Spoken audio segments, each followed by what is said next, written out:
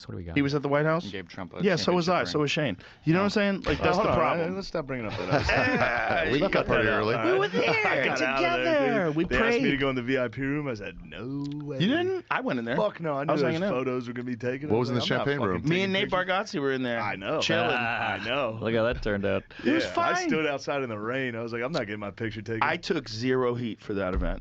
But you took a You're photo already with on. Trump a couple years back.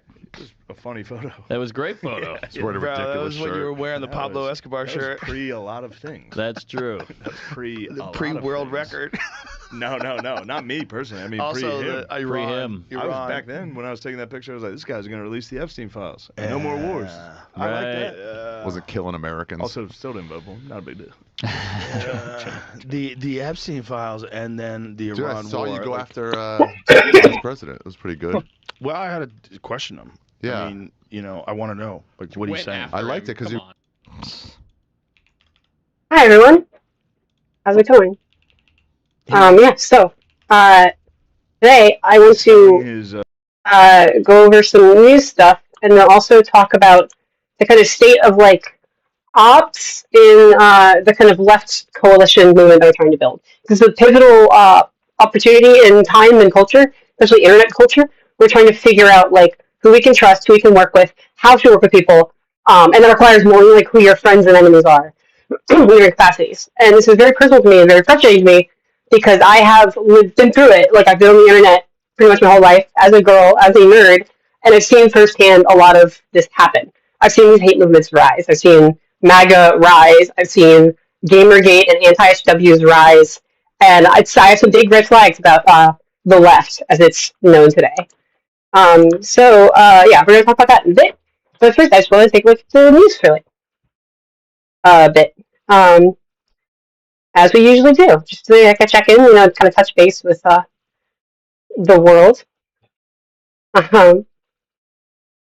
So let's see, window capture, properties. Sorry, I'm like very grungly as a streamer. It's give me a second. It takes me a minute, but yeah, have a conversation because yeah, one thing is I don't know. I see big streamers and stuff talk about this and it's fuck it up, and that bothers me. And I want to help. Yeah, you're gonna do it to help, and yeah. So, here's some news for a little bit.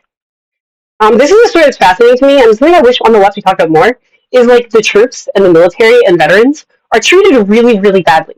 And as long as I've been alive, conservatives have culturally dominated, like they're the party of kind of the troops and all that. But really, like being a party of being pro-war is not actually good, and it's not even good for the troops who then have to go to war and can die or be injured and come back with injuries and PTSD, and they need extra services and support, they have disabilities, and are certainly entitled to benefits, which all get cut under Republicans. And I think it would really help a lot if one to appeal to more moderates, rightly and correctly. This is not like any lie or hiding or deception of any of the values. We should talk about veterans and troops more. The USS Abraham Lincoln to be replaced amid poor conditions for troops deployed to the Middle East. So there's going to be a swap of aircraft carriers. As the Iran war drags on and stalls out and wastes your taxpayer money, it's also taking a huge toll on the troops' mental and physical health who are like stationed there. Because it's kind of this like soft, half-assed, dragged out war, and it's getting bad. So the USS George Washington is set to replace Lincoln. Shoot, do I have access to this article? Shoot. Let me see if I can find another article about this, because this is like a story I actually want to get into. Here's from one from the New York Times, which I should be able to read. Mike is speaking? Okay, sorry. Sorry, I'll fix it. Thanks for letting me know. Yeti Nano. Is that good? Testing, testing. 1, 2, 3. How does that sound? Good? Bad? Are we okay? As it certainly should have changed and improved a bit. Inshallah. Like, the levels are looking different for me now. It's still bad. That's okay. Let me know. I think it was picking up the wrong mic. Much better. Cool. Let me know if there's any other adjustments I can make. So Democratic senators have begun raising concerns about the extended deployment of the USS Abraham Lincoln amid reports about poor living conditions and a lack of downtime for the crew after more than 8.5 months at sea. Any of these jobs are like really stressful. You're not meant to do it for a long time, right? Like, I mean, you can work in an office job for years and years and years, for decades, but like deployments are meant to be short for a reason. It's not very humanist to put yourself into as like an animal. Um, so the Lincoln is a San Diego-based aircraft carrier with a crew of about 5,000 sailors in the Middle East against Iran. In a letter to Defense Secretary Pete Hegseth and Hung Cao, the acting Navy Secretary, Senator Richard Blumenthal, Democrat of Connecticut, described a list of reported problems on the ship. I want to see, can we see the actual letter? Perfect, let's read the actual letter. Blumenthal to Defense Department, what are you doing to support sailors on the USS Abraham Lincoln? And this is, I think, a great thing to start talking about more. Like, why are Republicans anti-troops? The aircraft carrier has been at sea for months and is part of an alarming recent trend in extended deployments without increasing health and safety resources. There have been widespread reports of shortages of basic supplies, water contamination, plumbing issues, deteriorating mental health, deck safety concerns, and disruptions in the mail system, which have caused many care packages en route to the ship to be lost in transit for months. Blumenthal also asked for information about what steps the Navy is taking to prevent similar issues in the future, given that recent carrier deployments have repeatedly stretched long beyond their initially planned duration. And it cannot be overstated, like, just how incompetent this whole administration is. But Pete Hegseth is one of the worst offenders. Widely alleged alcoholic, treating this like a toy box full of action figures. And these are like real people whose actual lives are on the line. And you can disagree with like the macro actions of the military all you want. I agree on that. But the troops are people, and a lot of people sign up for the military because they're like very alone and like want a sense of purpose and community, because they're very poor and need some way to like pay the bills, especially if they want to get ahead and go back to school later and get a degree. Like, these are people, you know? And they don't have a say in this. Like, the military is built around you follow your orders in service of something, and you need to trust that the system works. A lot of people just have to comply. And this is a hellish work environment. These reports warrant immediate attention, but they also raise a broader question: whether the Navy can sustain the operational tempo now being demanded of its carrier force, particularly as this administration repeatedly commits U.S. forces to conflicts of its own choosing and increasingly relies on aircraft carriers to sustain those operations. Blumenthal has previously raised concerns regarding the mental health and well-being of sailors facing extended periods of demanding work and living conditions. In 2022, Xavier Sandor, a Connecticut sailor from Sheldon, was one of 3 USS George Washington crew members to die by suicide while the ship was undergoing extended refueling and complex overhaul at a Virginia shipyard. During this time, crew members were subject to frequent interruptions of electrical power, heating, AC, and hot water for weeks at a time, and had no access to welfare or recreation services. Sailors also often experienced a 2-month backlog for mental health screenings. That's just not acceptable. Like, you know, that's not going to work, which is very pathetic. So like that's the state of this. So here's his letter. We'll see if there's any other things here. But I mean, it's like a disaster. It's really, really, really bad. I don't know if this is going to be bad enough to penetrate right-wing media. But when this administration's failures do penetrate right-wing media and they get embarrassed to their own base, like they have with the Epstein files, with the war in Iran and gas prices, they try to scapegoat that and draw the media attention away by firing one woman in a position of prominence. Because even like MAGA Republicans don't actually like this administration or its actions, people doing it. But psychologically, they're so invested at this point, they will never blame Donald Trump for that. But when they are upset and agitated, to throw them off the trail a little bit and make them feel like good, they point to one of the other people, and they know that all of these people suck. Like, if you actually look at like stock conservative groups, like online, like they talk about this openly. They hate Kash Patel. Like, they hate all these people. They hated Christy Nome.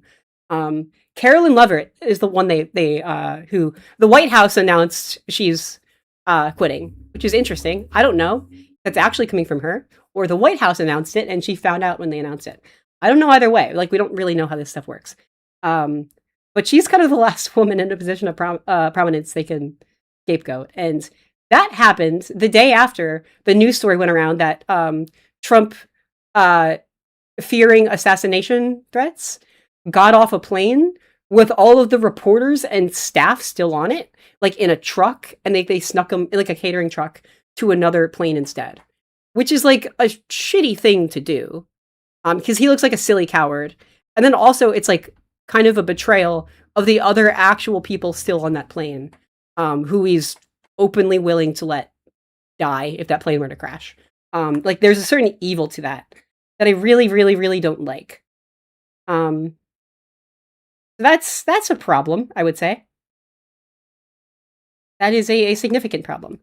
And that then the firing or resignation of Carolyn Levitt came the next day.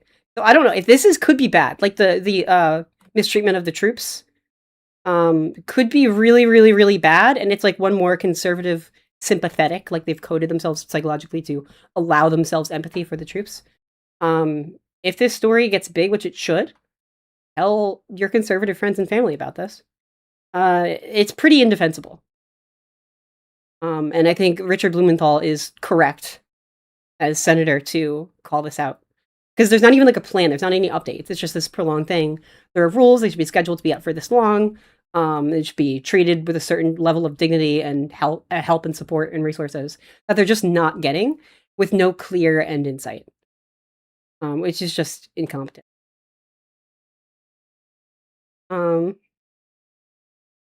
Ooh, okay. There's reports that Mangione is going to plead guilty and may go for a plea deal.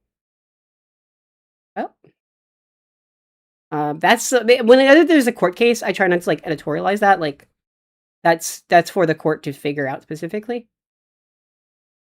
Oh gosh, the Kennedy Center board is now inscribing retired Trump's name on the center after they were ordered to take down the name, which is such a pathetic destruction of a once respected center. The board of the JFK Center for the Performing Arts voted on Thursday to inscribe his name on the building beneath the main signage because they know that signage is coming down. It's just a weird corruption thing where like they're trying to cater to him for short-term gain, but long-term, the kinds of people who want to go to the theater and support culture and arts are not going to vibe with that. Awful. That's pathetic. That's just like damaging. It's an attempt to circumvent the court's ruling, which asked them to take down the name on the sign. So they're just trying to carve it in. Really, really pathetic. I remember looking at that live stream. I tried to, I think, stream it or at least stream it with some friends when they were set to take down the name, and they just didn't. They just put a tarp over it. He got on the more dangerous plane, according to him. Well, of course, if he says that. There's no reason he would get onto the more dangerous plane. He would be physically forbidden from doing so.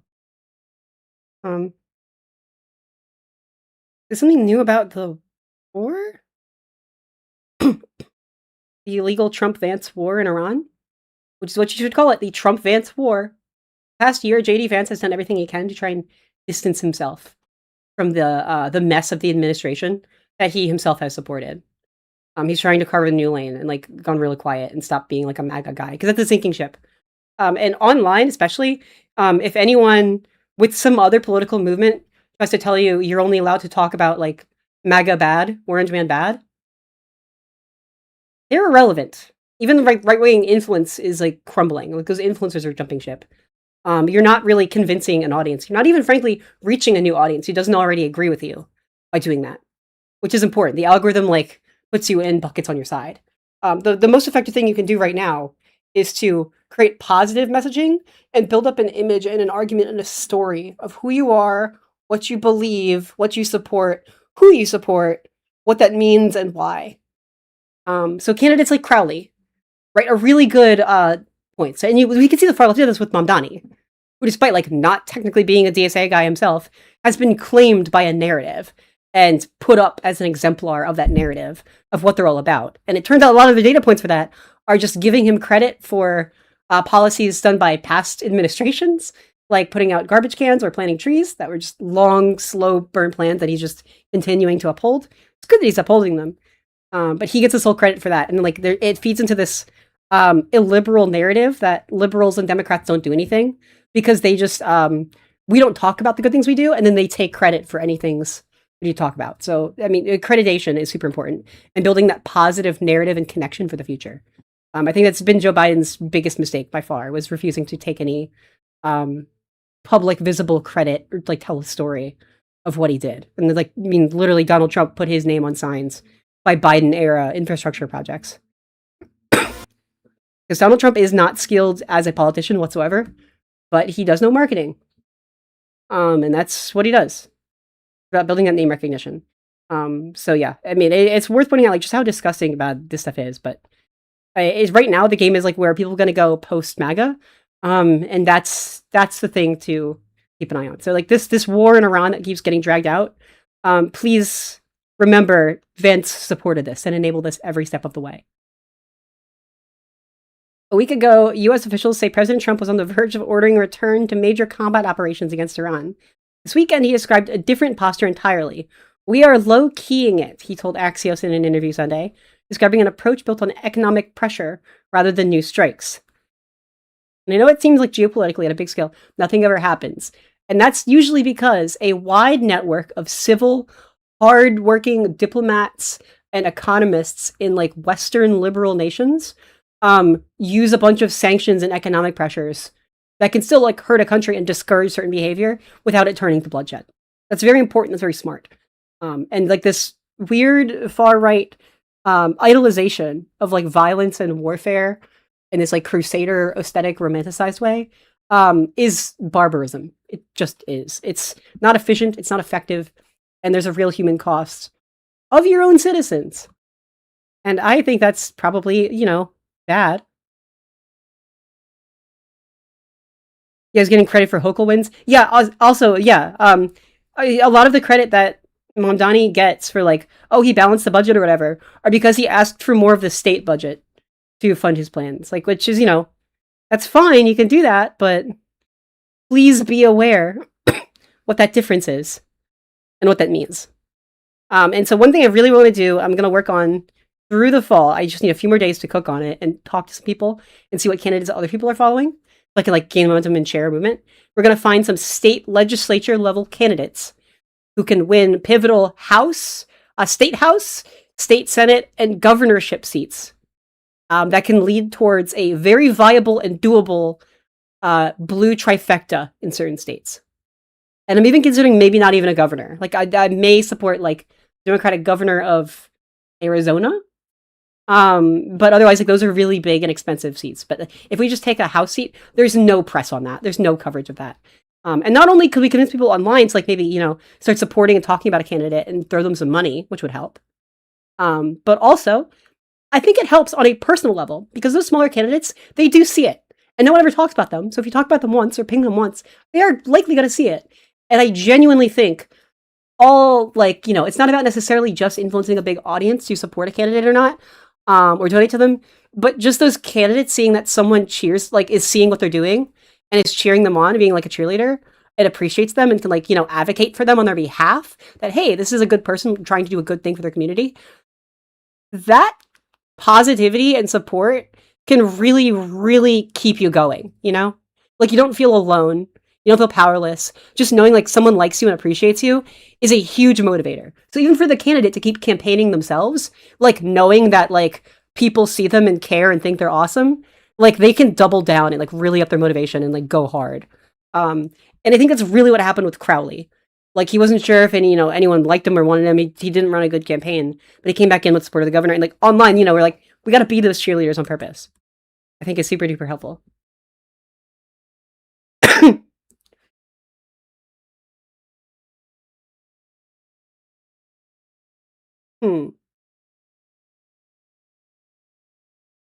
One sec. One sec. We are going to see if we can do anything. One second. You have the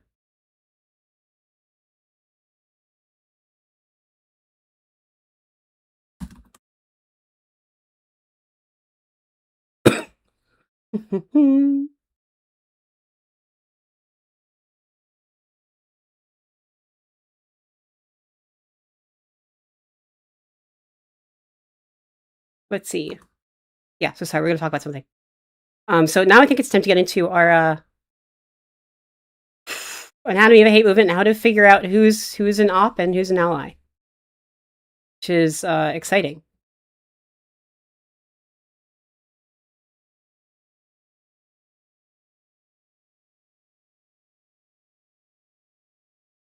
Cool.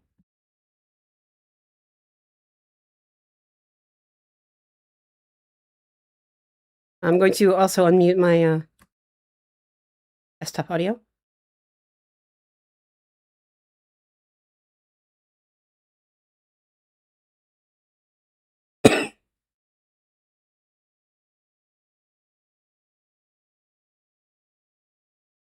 Okay, I'm gonna mute my desktop audio real quick to make sure. I'm gonna talk with someone.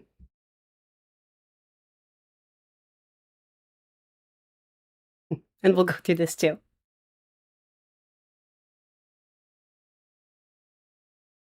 Okay.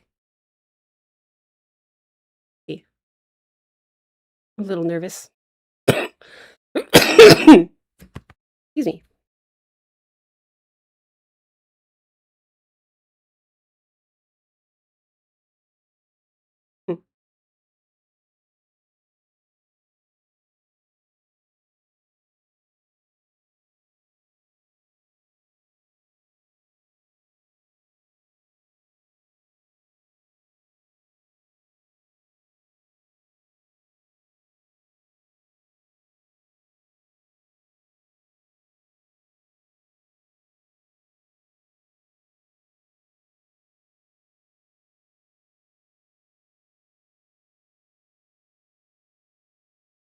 Let's see. Sorry, it's gonna be a minute. I don't know. I know it's switch over.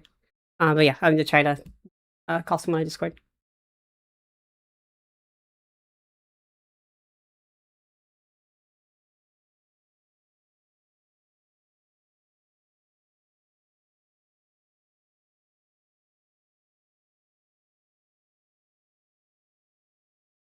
We're gonna revisit some of the lost lore of Woke One, okay? Because there was some helpful information there. Some very helpful information that has since been kind of lost. I think is quite ridiculous. We're gonna figure it out. But basically, like, if someone is an op or not is not in fact a binary choice. It's not this binary thing, and so there's so much discourse right now where people are just talking past each other. And we have to really take a closer look at that, a harsher look at that. And I think we have to learn from some movements past what worked and what didn't work, and realize like why things are the way they are in 26 movements, even if they seem annoying now, and like learn from them and be a little savvy. Because this can make or break a movement. It really genuinely can.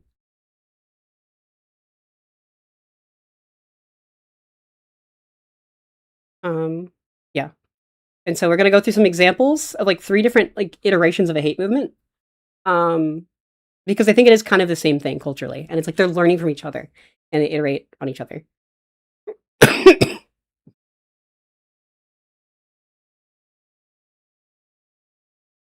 But I think we have to be like rightfully cynical in all the right places. Sorry, I'm kind of nervous. How are you doing, chat? Oh, it's a deep red state. Yeah, I'm sorry. I'll have to see. So I want to do things where like just a little bit of attention online can be that tipping point.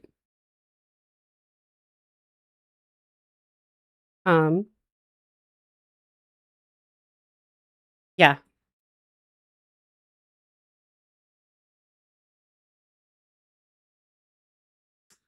Like that y'all can see some of this, but not all of this. I might hide it real quick. But yeah, there's different levels of responsibility and accountability.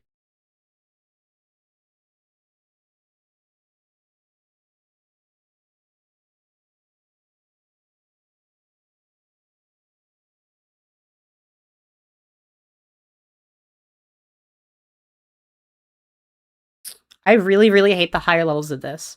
Sorry, I don't want to talk about it too much now because I'm about to have to do it all over on stream in a sec.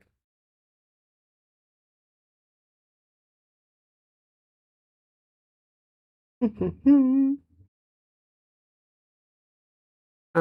but I want to talk to the streamer Destiny about this. Because he's been getting into a lot of trouble lately, having panic conversations, trying to raise the alarm bells on a real problem, and then fucking up the communication on it, and confusing and alienating people who should be allies, and failing to well define the boundaries of coalition and intent.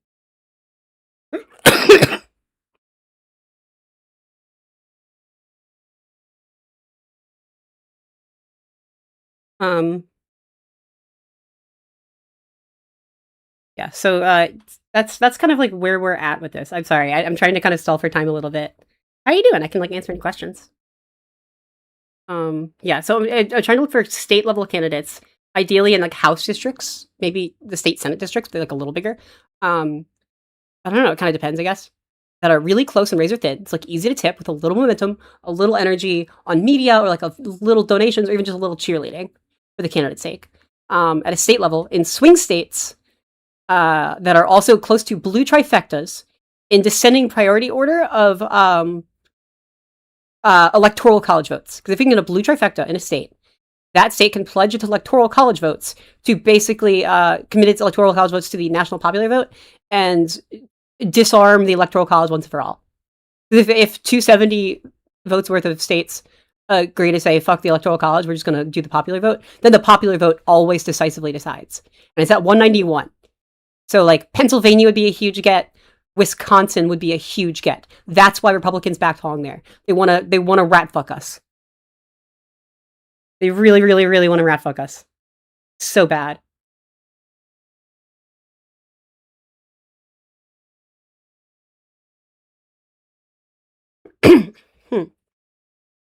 It's really, really, really bad. So that's the kind of strategy. So, but I'm trying to look at a few different like seats in a few of those key states and stuff. And especially if I can find another org, even if it's not necessarily the most optimal, if I can find there's other orgs already that are like trying to interview certain candidates in certain states, or like nonprofits that are trying to push certain candidates in other states, I could like collab with them, which means they can give some resources, some assets, or just like boost each other, do some, it seems more professional, it's a bigger deal, which like, not necessarily the most optimal on its own, but like get a free boost would add to the viability of that. Like Pennsylvania, I'm not sure tip, but like the Pennsylvania governorship is like locked on blue. Like Governor Josh Shapiro, really smart, knows how to win a bipartisan like purple state, while being like a pretty solid, progressive, forward-moving liberal, in all the ways that matter. So yeah, so we're gonna go through this chart together whenever he's ready.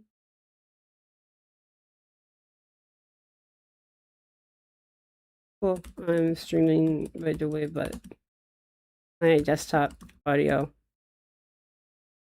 is muted until we start. In case.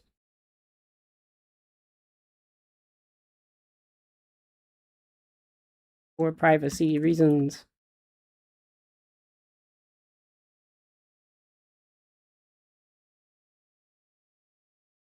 Cool. Yeah. So yeah. Josh Shapiro is great. I grew up in Pennsylvania. I lived in Pennsylvania, and I saw it steadily kind of fall into like that MAGA Rust Belty, like white working class nihilism. And it's real bad. It's real bad. It's like there's no way out of that because they just kind of lost hope and faith in Democrats doing anything, and then the Republicans had a really good ground game. It's dark. It's real dark. So yeah, we're gonna figure this out. And basically, like the standards I'm setting for the team movement stuff, it's like in the same ways. You would hear sometimes in the 2010s of like you need to be anti-racist, which sounds like nothing, but like what does that actually mean versus being a bystander? And it's like if there's a difference between you're not doing anything bad, but it's like you sit by while that happens, versus like if someone says something bad, you call it out. And that if you really want to keep your movement good, you need to be the people who call them out. Is that like stops it at the root, at like the seed level before it gets bad. And technically this is a pyramid. Like there's more people on the left than on the right. It's like kind of really like exponential kind of scale, like a logarithmic scale even. You only need like one driving force with a lot of money, and then you could have millions of bystanders. But the responsibility really starts to scale up. Go.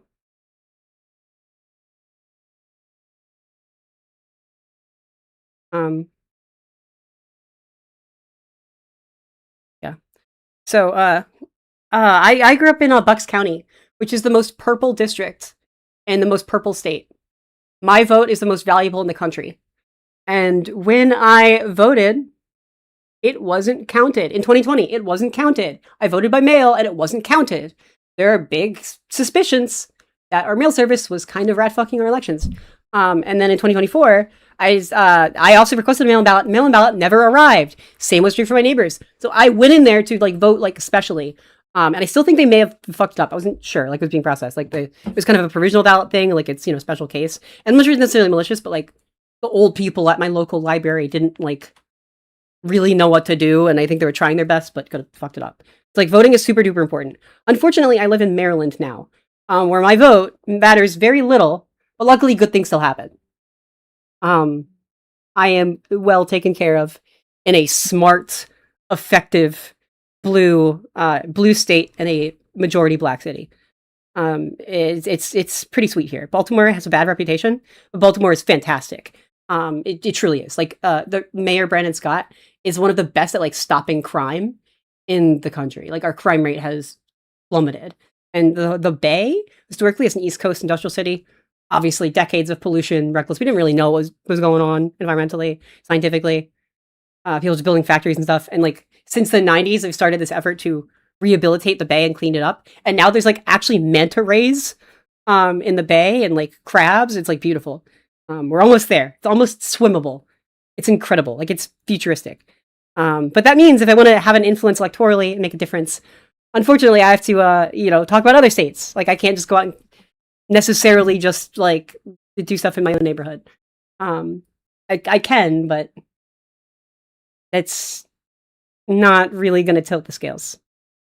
Whereas if we could raise like $2,000 for like some guy in a small part of Wisconsin, that could make a life-changing difference for all Americans.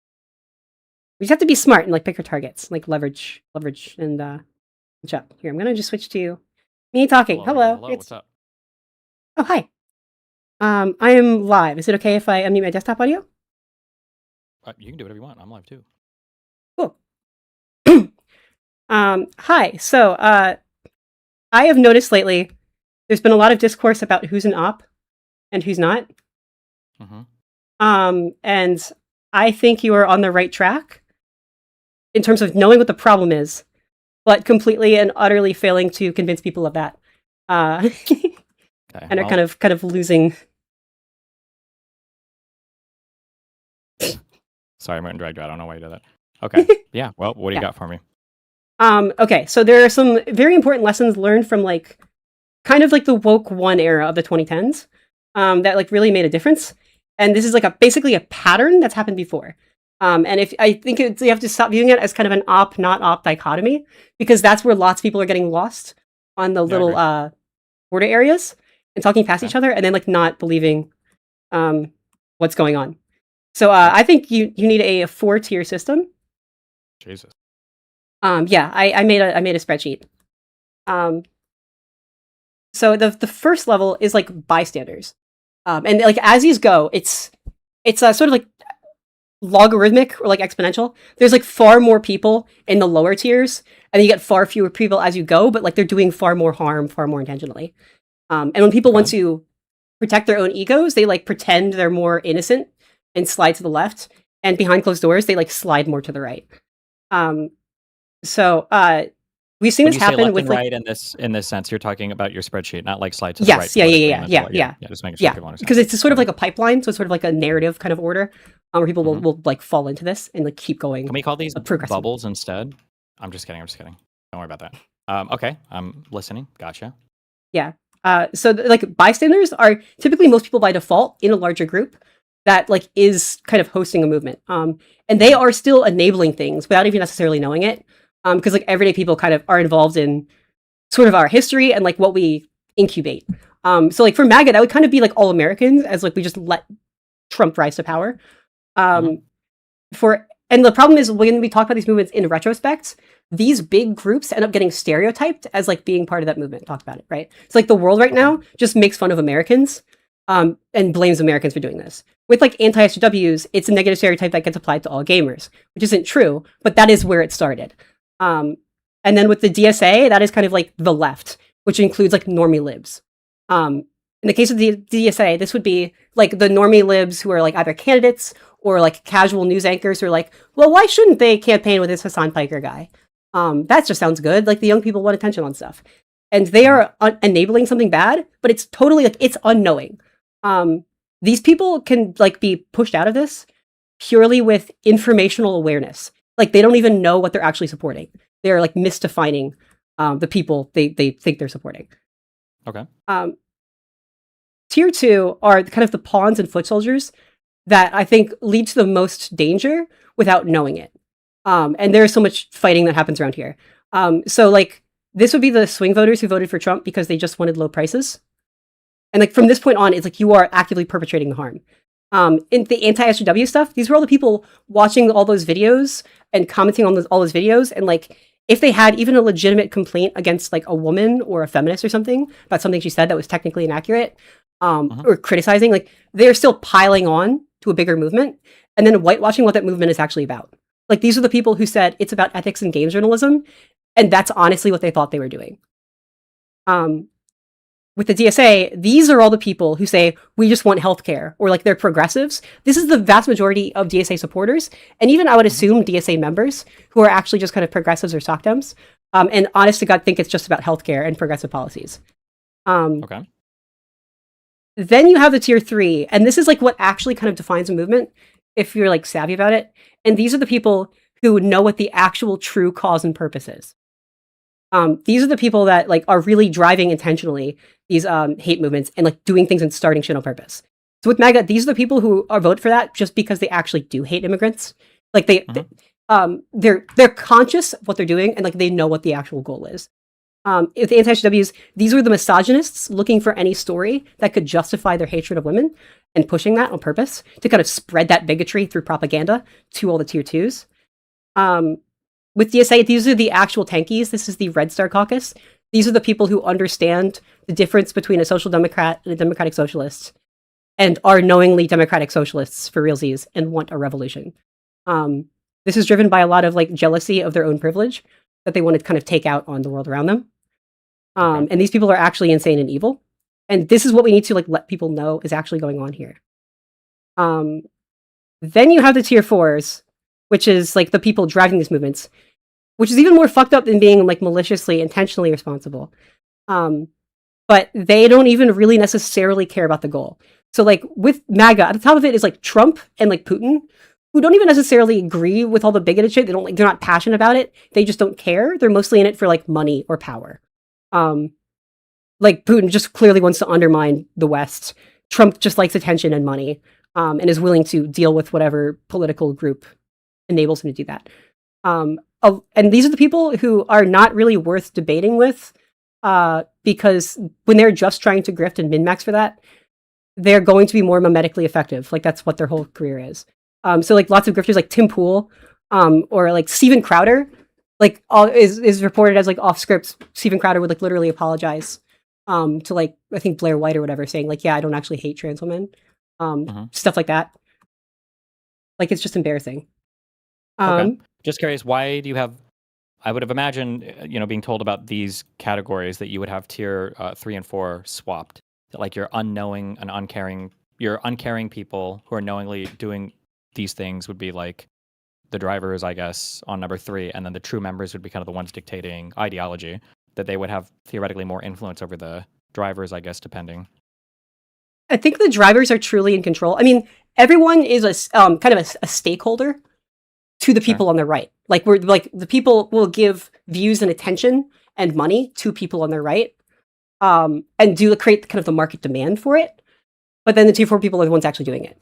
And the way you can actually break people who are like tier 3, like true believers in a cause, is to show them that the people they look to as leaders might not actually care at all and are just kind of using them. And they get like disillusioned. That's why MAGA is breaking down right now, is because they're realizing like no one's actually cares about releasing the Epstein files. like guess I feel cult like- leaders and stuff.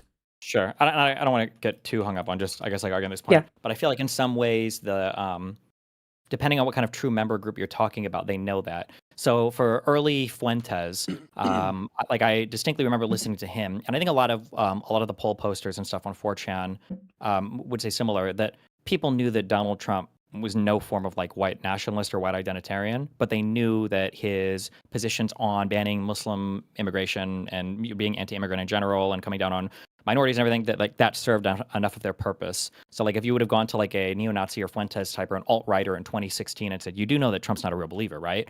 That wouldn't necessarily break them out. They would say, oh, of course I know he's not, but he's like a convenient means to my end. Yeah, I mean, they do kind of use each other a little bit, I think. Or I think of like With- in True Members, I would think of like a Stephen Miller or is it Alexander Dugan? And then the drivers might be like Trump or Putin, but like you would never break out like a Miller or a Dugan by saying, well, look, the leaders aren't necessarily doing exactly what you want them to do.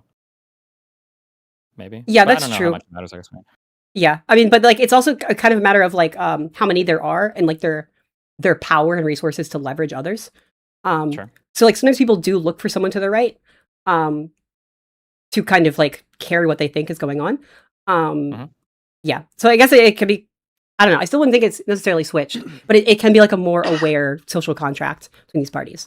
Okay. And there's like kind of a symbiotic relationship here. And I would sort of like view like the main divide for what I'd consider to be a worthwhile coalition would be down the middle between tier 2 and tier 3. So like the more relevant discourse, I have some kind of examples here in this tier for the kind of DSA like left streamer space. I think there's a difference between like just being a passive supporter of this versus being aware of it. This is why like in the 2010s people would say you need to be like anti-racist, is you can't just stand by and let this happen even if you don't participate. Like you need to call this shit out when you see it. Yeah. I think what's happening right now is you are seeing the dangers of tier 3, and then you are trying to point out the oversights of tier 2, enabling that, and you're arguing that oftentimes with tier 1s who think you're crazy. So like with this kind of space, I think someone that can kind of reveal these as I go in this tier 1 space, and the problem with like the tier Real quick, ones. do you have like this published anywhere, like a public link so I can send it to people or whatever? Or Mike? Yeah, I can. And it's not like editable or anything, right? Yeah, it's just a view link. Yeah. So with like tier 1, and like if the tier 1 peoples were right, like that these are just as innocuous as they want them to be or assume they are offhand, the world would be such a better place. But I just think they tend to kind of underestimate the threats. Someone like IRI, like very good faith, casual, like normal about this. And like, what do you mean? You know, like they're just kind of supportive. Why not? These are more avenues of support for a cause. I don't see what the big deal is. And these are the kinds of people who like you could talk with. Like a lot of people in space who are like, this is breaking a worthwhile coalition. Because tier 1 peoples just are straight up on the side of liberalism and good things. They just under evaluate the threat. Someone like Pisco, I would not say is a hard op, but I would say Pisco is like the perfect example of someone in this tier 2 space. There's a lot of people who will say in good faith, they think that AIPAC is bad. They care about Palestinians. They think Medicare for all is a good thing. And they don't realize that they are actually spreading dog whistles. Like they are saying these things in earnest. This is the big, massive danger. It's because all of this is a permission structure. It's like, who are you carrying water for? And it's tend to be carrying water for someone to your right. And this is like the kind of big danger here. And what the DSA doesn't realize, there's something called the Red Star Caucus that's really worth looking into if you've not already. It's one group in the DSA that considers itself like central and core to the DSA, and they straight up like want a revolution and are trying to like incubate like a kind of a nesting doll in the DSA towards that end. So like this would be like that Red Star Caucus, or like Mike from PA, who openly has supervillain monologues about wanting to destroy the West and the Democratic Party. And the weird thing, and it's hard to really tell, especially the further they in, they get better at lying and hiding where they are, and they will kind of slide around a lot. This could be someone like Hassan, arguably, like, depending. It's not really sure, like, to the extent to which it's unironic Maoism versus, like, attention and money. and power. But like this is the kind of thing where it gets more and more bad faith. And this is like the scary threat here. In general, it helps to focus on like actually just showing without much editorializing what tier 3 actually is and the impact they've actually had. And that's kind of what historically breaks tier 2s out of it. Like people who are really into like Gamergate and stuff, like they're like, I just care about ethics and games journalism, and they realize like, oh, you like drove someone to be severely depressed and kind of ruin their life. Like that's kind of what that is. Like if you just spotlight the thing to their right, tends to be effective at like leveraging them out. But the more deeper in they are, the more they might like just be aware of that and then not really care. And that is the problem. But anyone who's like in that tier 2 space especially deserves some empathy and needs to be approached not as like an enemy, but as someone who shares earnest, innocent, good goals, but is not fully aware they are like carrying water for bad people with different goals. Yeah. So I wouldn't necessarily write off someone like in Pisco's position, as much as be like, hey, this is what you're actually supporting. Understand that is not in fact the same goal you think it is. Like they're lying when they say that. Sure. Have you tried having any conversations approaching somebody with this kind of like breakdown to see if you can historically, yeah. Yeah, like in real life a lot, like especially like ex-Trumpers, ex-Gamergaters, it tends to be very effective, and it's the same kind of thing. And it is in fact the same movement. QAnoners were everywhere a couple of years ago, and they kind of went like radio silent. And now a lot of Black creators especially are raising the alarm bells. The way that they're saying AIPAC is manipulating establishment Democrat low information voters to sabotage or like defang the white left is just like a beat for beat. That's the QAnon narrative. That's the JQ narrative. Yeah. So like, I think we need to kind of start pushing this and just see what it actually is happening here. Like, I think the race with Crowley was a really good example of that, of seeing like who actually was Francesca Hong carrying water for, and what is that actually about. Seemed to influence some people. I do think this does work. It does make a difference, and it's at least worth a try. But like anytime anyone's accused, like, "Hey, you're being racist," they immediately get defensive, like, "I'm not being racist," and like those kinds of breakdowns, like the left in the 2010s just kind of lost the conversation and the plot on that, because like we failed to explain there's a difference between, I know you're not intentionally full of hate, but like you're doing something that's carrying water for and perpetrating something else, and coming out as like, "Hey, I know you're a friend. I know you're not trying to do that, which is why I want you to stop." Those are the kinds of lines that need to be better defined and like casually brought up, because otherwise the tier 2s run into the arms of the tier 3s, and then even the tier 1s will run into the arms of the tier 2s because they think like you're accusing like people who are not in fact evil, because they don't realize the tier 2s are actually supporting people who kind of are evil.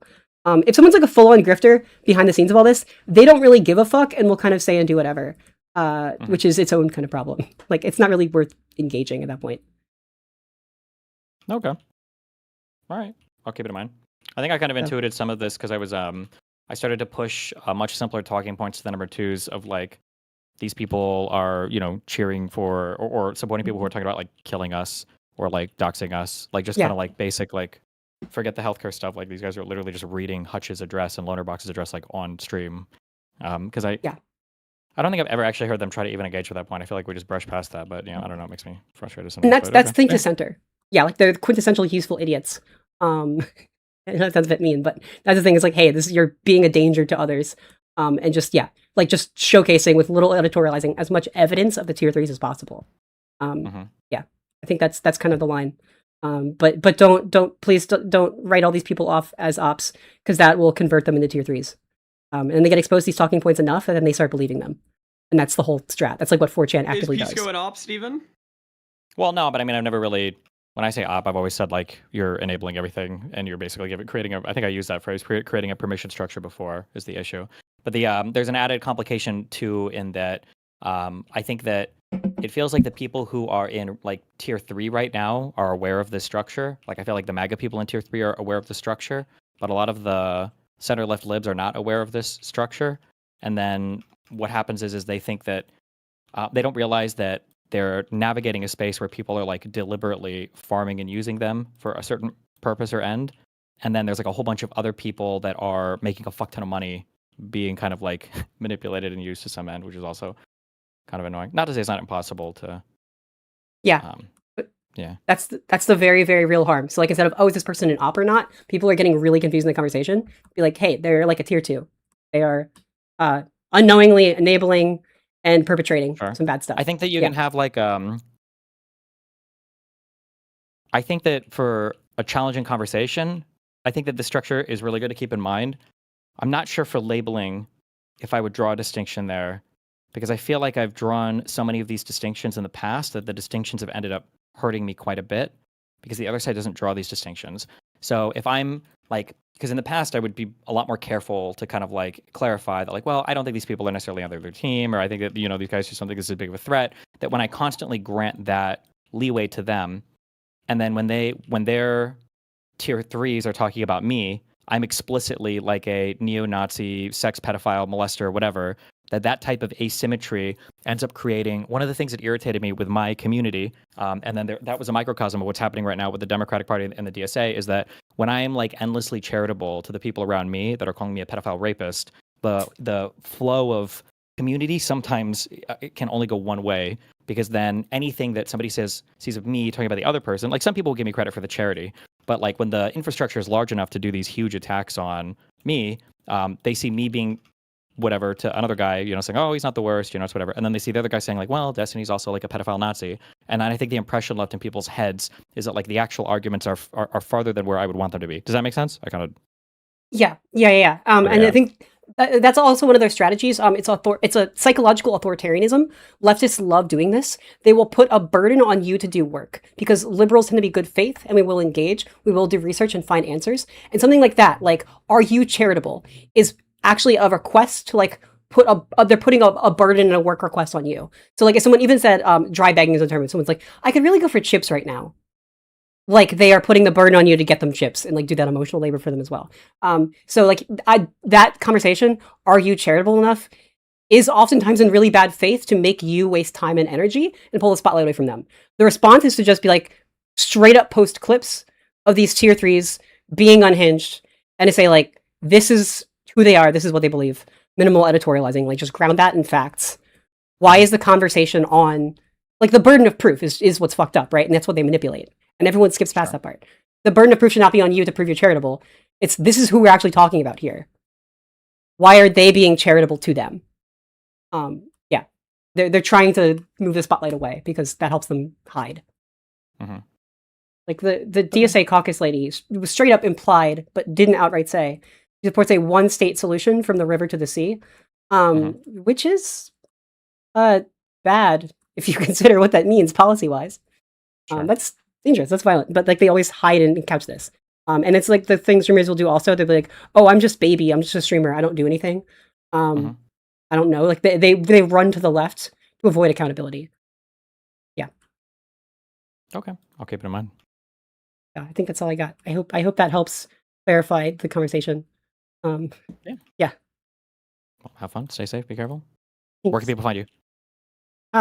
She'srightshow.com. Okay. Yeah, at She's Right Show on like any social media. Can you give us an Obama? Shut up. Obama? Yeah, thank you. Hillary 2028. Yeah, we wish. With Kamala as our VP. Hell yeah. Thanks. Okay, have fun. Be careful. Bye. Okay, I'm gonna keep spreading Hillary 2028 talking points. If you look at any recent interview with Hillary, Hillary is really good at talking to the media now, and she can very casually and naturally, which was a big problem. She seemed robotic. Talk about all the bad things that are happening now and what to do about it and how to solve lots of modern policy issues. I really think we should give Hillary another shot. I know she's old. I know she's out of it.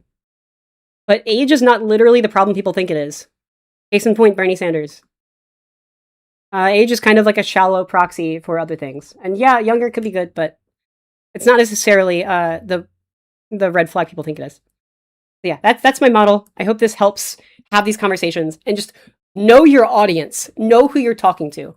And people's audience will be one tier to the left of them. Keep that in mind, okay? If you were talking about a tier 3 person, a bunch of tier 2 people are going to run and show up to talk about them and defend them. And that's what you have to clarify.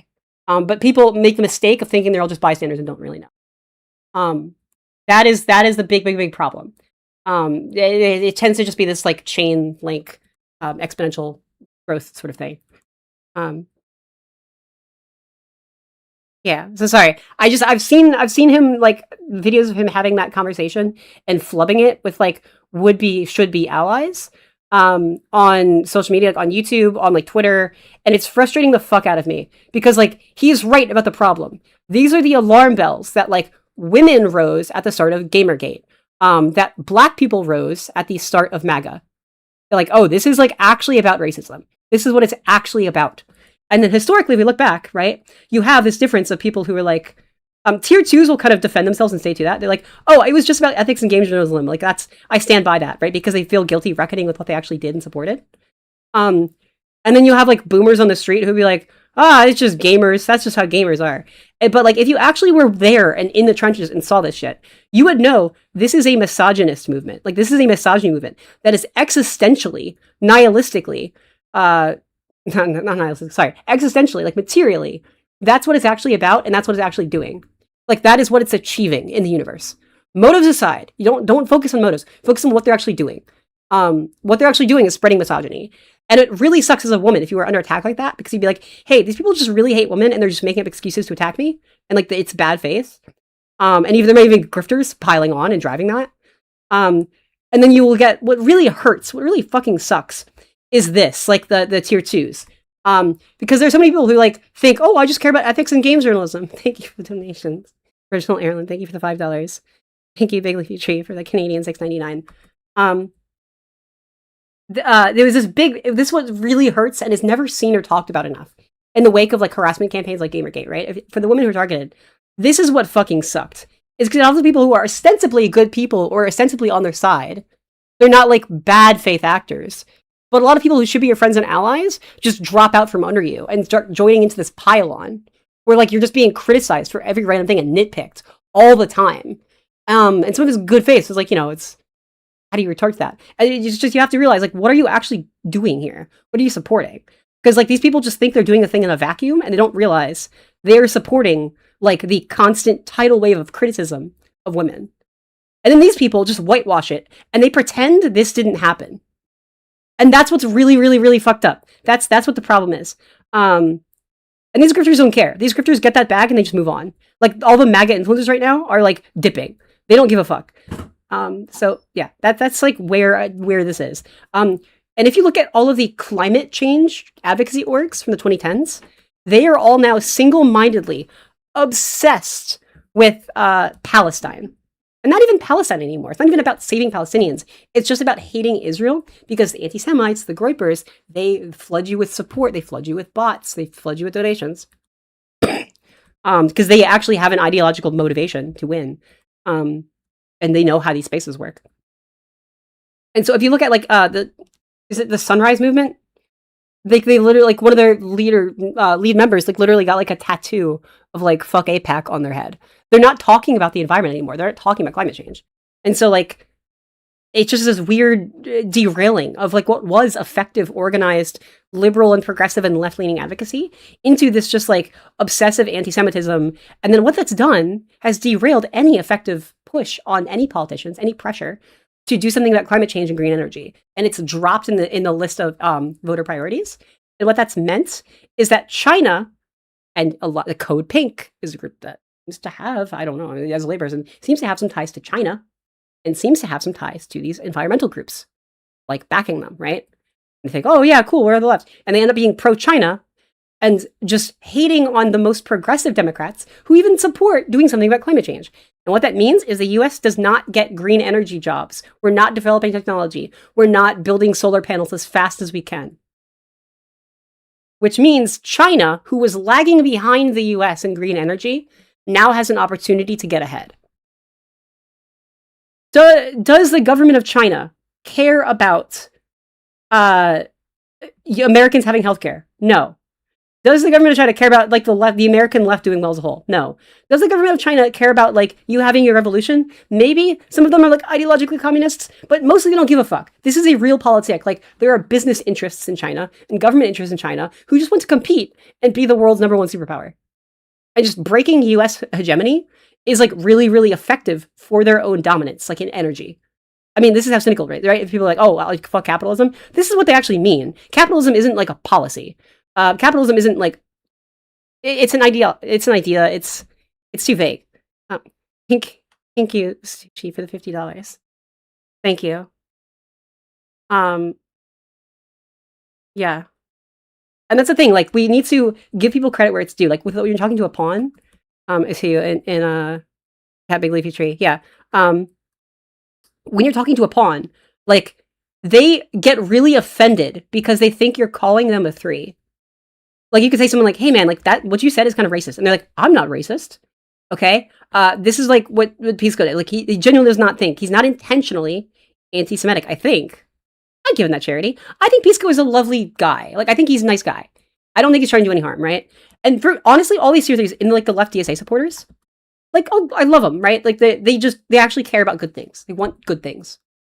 They're just being misled by people who don't actually want good things, but are using them as cover and like human shields and plausible deniability. Like all of the actual misogynists in Gamergate would say it's about ethics in games journalism. And these people would be like, I actually care about ethics in games journalism. And they'd be like, yeah, you're crazy. That's all it's ever been about. What are you talking about? And it lets them like whitewash their own behavior by blending in and pretending to be the person to their left. But yeah, I love these people. Like, these are your friends who are naive and misled. Tier 1, these are like the really chill, like these are some chill guys. We're gonna put like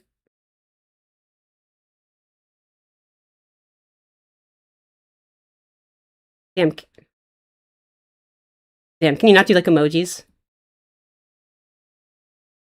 Right, with the cool sunglasses, they're chilling. And like with a heart, big heart. Like I love and sympathize with and empathize with and like kind of in some level pity all these people in tier 2. Because there's so many right now. And we need to tell them, like, if you're on the side of good things, like you like inclusive rights, do not fall down this pipeline. Because these tier 3s, like if you actually seen, was it like Infra Haas or whatever, like the actual like Marxists who are gutting at their conventions, they hate women. They hate black people. They hate gay people. It's just this like, they say, oh, no war but class war. It's just like their civil way of saying, like, it's really just patriarchal white grievance politics is how it's described by like a lot of black liberal women because they see it for what it is. Like Graham Plattner, he was just angry to his core, even like through his bitter like dropping out thing. It was like no taking accountability and a lot of like just vitriol at like the Democratic Party, you know, and the establishment. Like it's just bitter. Thank you, Original Aaron, for the $2. Yeah, and the problem we're seeing here, okay, there's a universal tier 3 group, which are the Groypers. The Groypers will worm their way through any movement to universally further their line of propaganda, okay? They hid in MAGA, they hid in the anti-SJW movement, now they're worming their way through the DSA stuff, and they're pushing this anti-Semitism line. Really, really, really hard. And it's spreading into racism, and it's spreading into their views on LGBT rights. And they're reviving the old communist idea of like bourgeois decadence, which is how they criticize like being LGBT is like luxury and not important, and you shouldn't care about that, and you shouldn't be LGBT now. You're a distraction from the cause. So all those memes where they're like, Republicans and Democrats are the same, but Democrats just like have, you know, pride flags on stuff. What are they saying there? First of all, that's ignorant to the policy differences between the parties, which is misinformation. It's trying to cast Democrats right wing, which is false. And also, it's just drawing this contempt at LGBT issues as in some way useless or detracting from any important core cause. Which is a dangerous, dangerous problem, right? They're building this contempt at LGBT issues as useless or bad in some way. The stalking of Scott Weiner at the trans Pride March, who's like a gay Jewish man, and just shouting at him, fuck AIPAC, and like chasing him out of the event and harassing him. That's a bad sign. Like, I need you all to realize, like, what existentially happened there. Existentially. Doesn't matter what their intent is in their head or their heart. Existentially, that is tearing down a coalition of support for trans rights by targeting a gay Jewish man to make him feel unwelcome and scared and in danger and embarrass him and push him out of a position of public life and power. Who does that help? Who does that serve? Existentially, whether they mean to or not. Because I'm sure a lot of people there are twos, right? They think they're actually trying to save Palestine. But what are they actually doing? And this is like when these tier 2 people, you need to give them this grace because they don't mean it, they don't know, and that's embarrassing. And when you're called out on some bad shit you're doing, that is like a vulnerable moment for your ego, and people like to worm their way out of that. We don't like to feel embarrassed.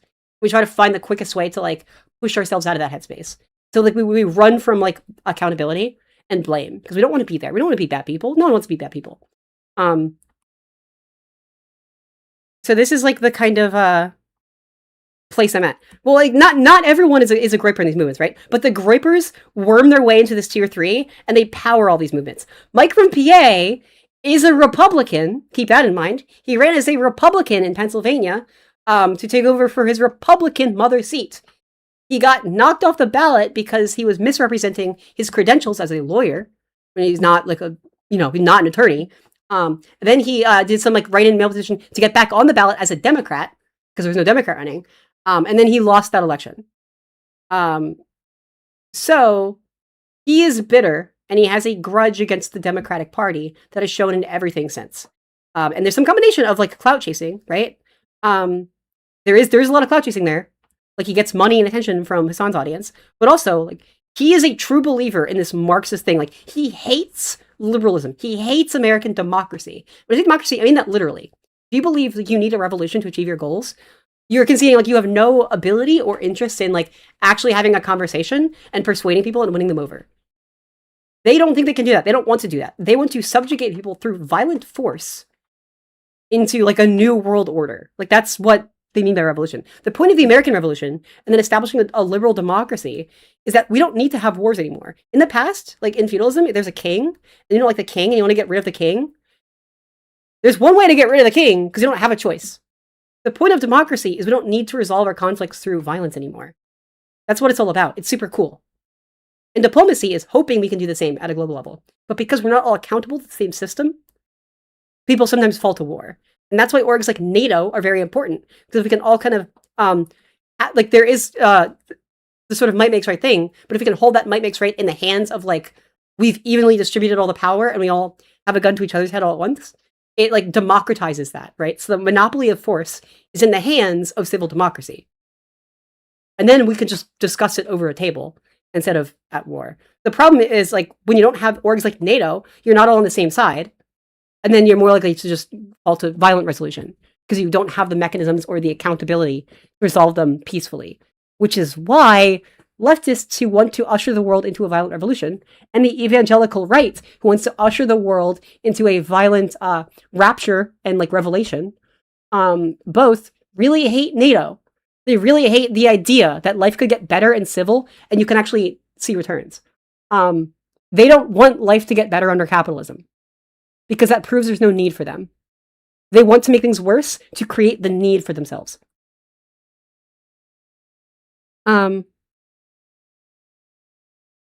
Yeah, and so like a lot of these people in tier 2, to be fair, a lot of these tier 2 people, all right, I love them. Like I consider them friends and allies. I'm sympathetic and my heart breaks for them. They are typically really good at identifying problems, and then they're being sold a bad solution. They're being sold snake oil by people with a different agenda. If I had to draw a line in coalition, it would be between tier 2 and tier 3. And that's a hard line to draw because it seems like a lot of that power and money and attention flows through the tier 4, through the tier 3. And tier 3 has its shit together because they actually have an agenda. And so tier 2s who just innocently like want healthcare and don't know how to get it are going to see like, wow, that's impressive. I should join that. And that's the big problem. And that's why you need to push the Democratic Party is the alternative. We do, in fact, have a structure of real power and real change. People just don't know about it, and that's on purpose. Tier 3s are religiously, in every comment section, telling you that Democrats can't do anything, that they're the same as Republicans, obfuscating and tearing down any positive coverage of any Democratic politician, because they want you to think, if you want a politician who does stuff, the only one that exists and the only one responsible for everything good is Zohran Mamdani and now Abdullah al-Sayed. They want to take credit for everything. They want you to think, in pursuit of your just wanting healthcare goals, this is the way. And it's not. Gamergate is the same thing. They told you, yeah, like, games journalism sucks. Why did games journalism suck? Game journalism sucked because there's a lot of big games by a lot of big studios, and they could honestly just simply make some money from like ads in their review pages by just having a generally good milquetoast review. It's a quick turnaround. It takes time and energy to write stuff. You don't want to alienate people. Some people are gonna like the game. You don't want to piss them off. Some people not like the game. You don't want to piss them off. You want everyone to be able to read it. So it's just honestly this profit motivated thing towards like general milquetoast interest. Yeah, this game is like a game, and most games are going to be average, give or take a little bit, and you could talk about its features. But that led to you don't have a strong opinion, you don't stand for much. So it was like mediocre journalism. Now, what these people are trying to do is tell you that games suck now, and games journalism sucks now because all these women are ruining it. That was their actual agenda, right? So they're telling you the real problem that you see and you share as well. Oops. Sorry. But they're telling you that this is why, and here's how to solve it. And this is the big problem, okay? Because these people are lying. They're one way. They're not the only way. So what you want to do is we need to make bystanders aware of this shit show. Because bystanders will easily dissociate from tier 3. Pawns will not. If you show a normie lib on the street, Mike from PA, that's who is campaigning with Francesca Hong, they're like, oh my gosh, that's crazy. I would nothing to do with that. Tier 1s are very easy to convince on that. Tier 2s have some, they're purposely being spoon-fed a lot of propaganda on purpose because they're trying to buddy up with them. Tier 3 wants Tier 2 to be allies. They want to convert them. And they want to use them at the very least.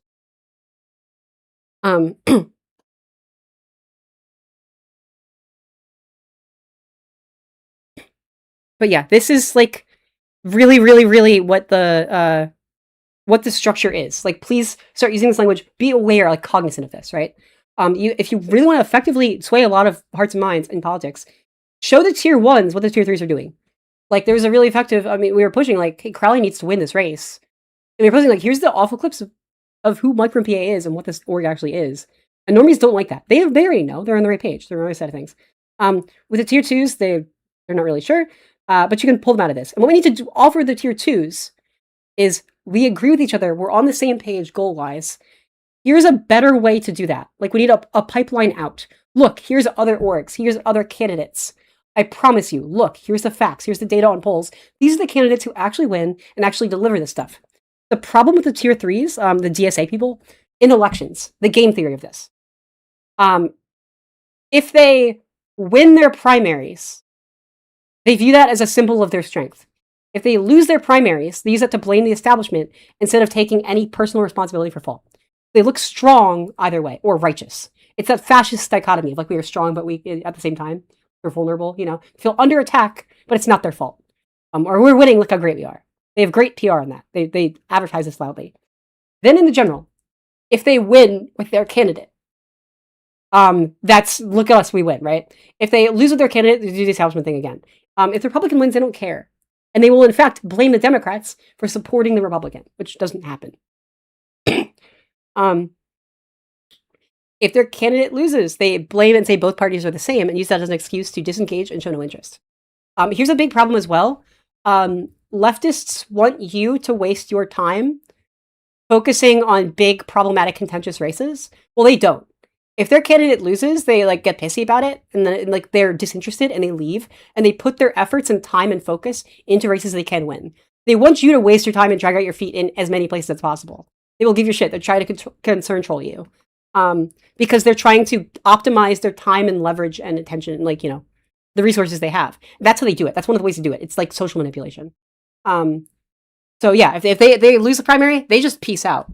They'll also try to sabotage the Democratic candidate on their way out, so you lose to Republican. Because if they're accelerationists, which they are, they want a fundamentally non-functional government that they can point to and say, "See, it doesn't work." So if Republicans win, they say, "See, the government doesn't work." If a moderate Democrat wins, they conspire about them to delegitimize any good they do, and then they highlight any failed things they do. Especially in a split legislature where it's really Republicans to blame, they will put that on Democrats and not talk about the Republicans. So I their candidate wins, and then it's great. And then once their candidate's in power, right? If their candidate does something, which they don't really do, then they can claim credit for that. They also don't mind their candidate uselessly using that seat in government as a soapbox. They can talk big and use that platform to talk big and radicalize people while still not doing anything. Because this group is very privileged and white, they don't mind you actually wasting your time and resources. And just suffer. Like they don't care. They don't care if things get worse. They don't care. They want you to suffer and to struggle. Because they're not going to. They're insulated with privilege enough. They can blow a Senate seat on like someone who will say the right things and gain the media attention and not actually make the world a better place. And they don't want the world to be a better place. They can survive it. They have enough resources, money, opportunity stocked up. They're not the ones being thrown in ice camps. So that's a big problem, right? So if they win, they can either legislate, which is good for them. They can not legislate, which they want the government to get bad anyway. They still gain their like press, which helps them at the rot of government, which hurts minorities for realsies. It does not hurt them for realsies because they're privileged, and helps build their case that the government sucks. Or their candidate loses in a general, and the Republicans win, and they are equally, for the same reasons, perfectly fine with the Republican winning and doing what they want. Like, because that means that the country gets worse, and they want to prove that. They want that to happen. They do not mind uselessness. They do not mind negativity. They'll take positivity, but they don't, that's not their priority. That's not their effort. If they could sabotage every establishment Democrat, they would, because they believe if things get worse, they will rise from the ashes. They will be opportunistic.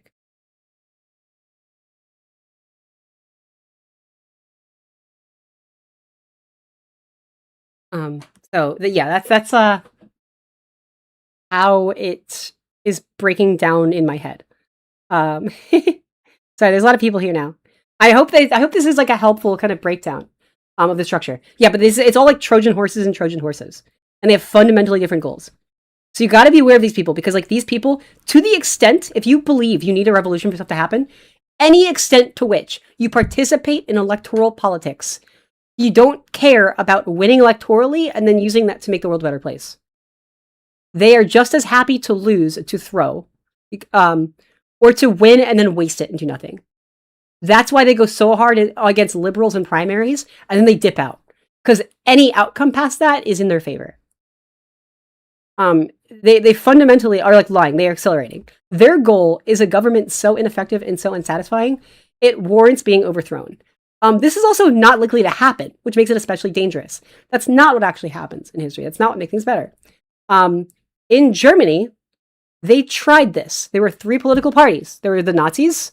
They were like the liberal Sockdems in the middle, like kind of, center left, pretty progressive left, actually. And then there were like the communists. And they always say that like, oh, scratch a liberal and a fascist bleeds. That's a lie. That's propaganda. The actual phrase, the actual like slogan that the commies used at the time in 30s Germany was, after Hitler, our turn. They supported Mustache Man electorally to gain power because they thought they needed to stop the liberals and stop the liberal argument and the liberal vision for how to build a society going forward, because they saw that as a competing vision for their ideology. And so they wanted to support Hitler to sabotage and rat fuck the Sockdems out of power and relevance and existence. And then they thought, oh, we're so obviously better than the Nazis that then everyone will like us. And they also thought that the Nazis make things so bad that then we'll just have to have a revolution. Now, I don't know if you know anything about World War II.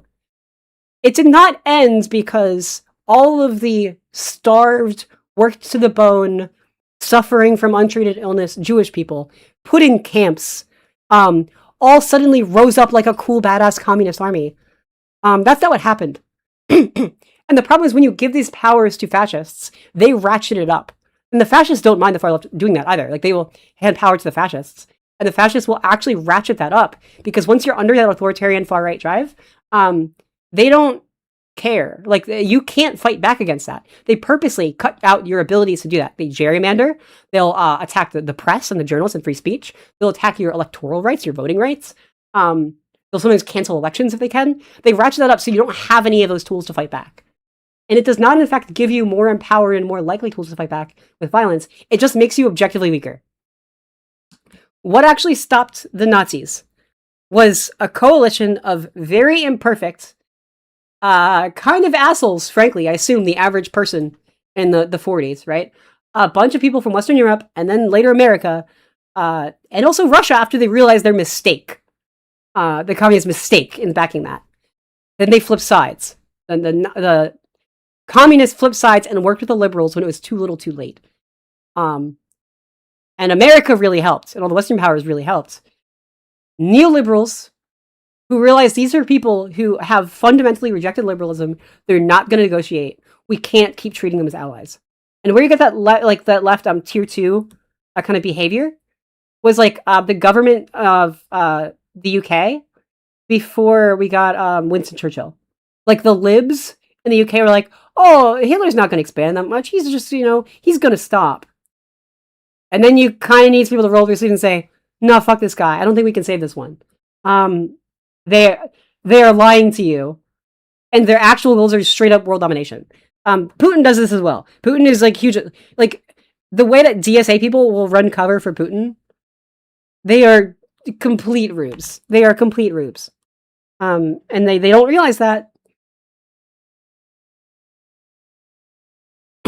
Oh yeah, I mean, like, it's not effective that they realized their mistake and went back on it. Like, it's not, it doesn't work.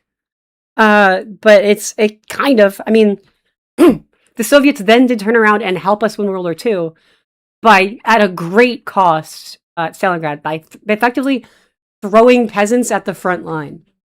And just with sheer numbers to stop the Nazis. It's like in Magic the Gathering terms, it'd be like a go wide token deck of just peasants who didn't really have a choice. Which, if you think about it, I mean, it worked, but that is not ideally how I'd like to run a society. I think that's anti-humanist. Utilitarian calculation-wise, stopping Nazis is worth it, but like it should not have come to that. This could and should have been stopped in Germany through people locking the fuck in elections and voting for the Social Democrats. Hitler did not need to happen. But these people fall for it, and they always fall for it until it's too late. So, like, what you need to do, how you clean up this, is not by arguing with these people. It doesn't work. These debates, it doesn't work. You're just platforming more of them. And then, because they're platformed and a bunch of people see them, some of them are going to think, wow, they have a good idea. I believe what they say. And they don't realize, like, they're just fucking lying to you, okay? But I'm cynical, and I pay attention, and a lot of people don't, and they will fall for this. And then they get baited in, and then they become part of the problem, and the problem grows. The way you do this is by just, in the sheer sterile light of day, showing them what actually is going on, and then being like, yeah, that's a problem. And then just let that hang. Let them bear the sole responsibility for all of that.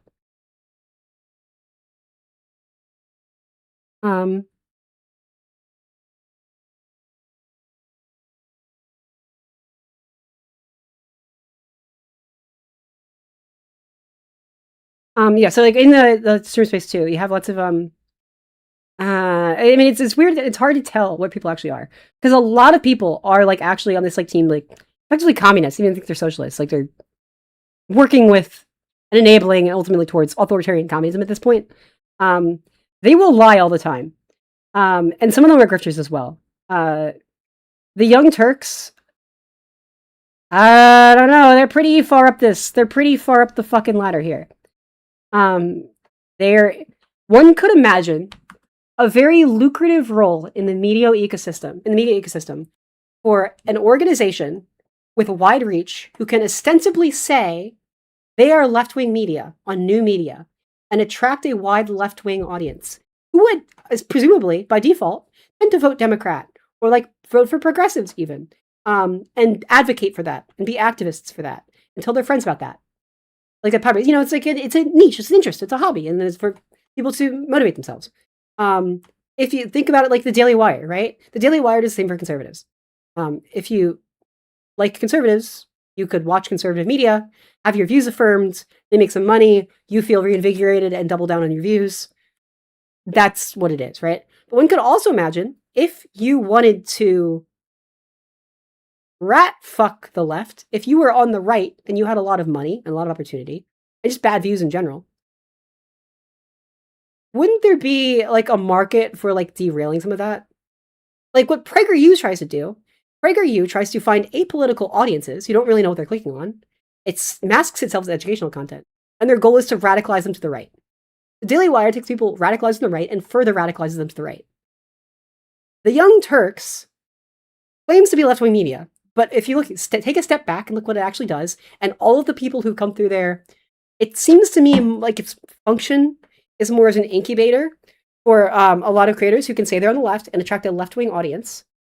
And then they walk out of there radicalized against voting for Democrats and advocating for real issues. They end up like it's like an anti-fandom. It's like a hate watch thing. It turns them against that, right? You can watch Fox News and you'll come out hating Democrats. And you can watch any of these creators, like Hassan Bike or whatever, come out of it just hating Democrats more. It's not, in fact, I don't think it's worth like giving it that credit of, oh, it's left-wing media. Is it really? Like, for that to happen, you need to either take someone apolitical and they come out of it now a new Democratic voter, or if they're a Democratic voter, now they're a more passionate Democratic voter. They might advocate more, talk about new things. We had this in the 2010s. We had this like good faith culture, you know, like, yeah, Black Lives Matter, I want to help. Feminism, that's awesome. Climate change, yeah, let's save the world. Why not? Why should we stand for any remaining bigotry? It's so easy to throw out.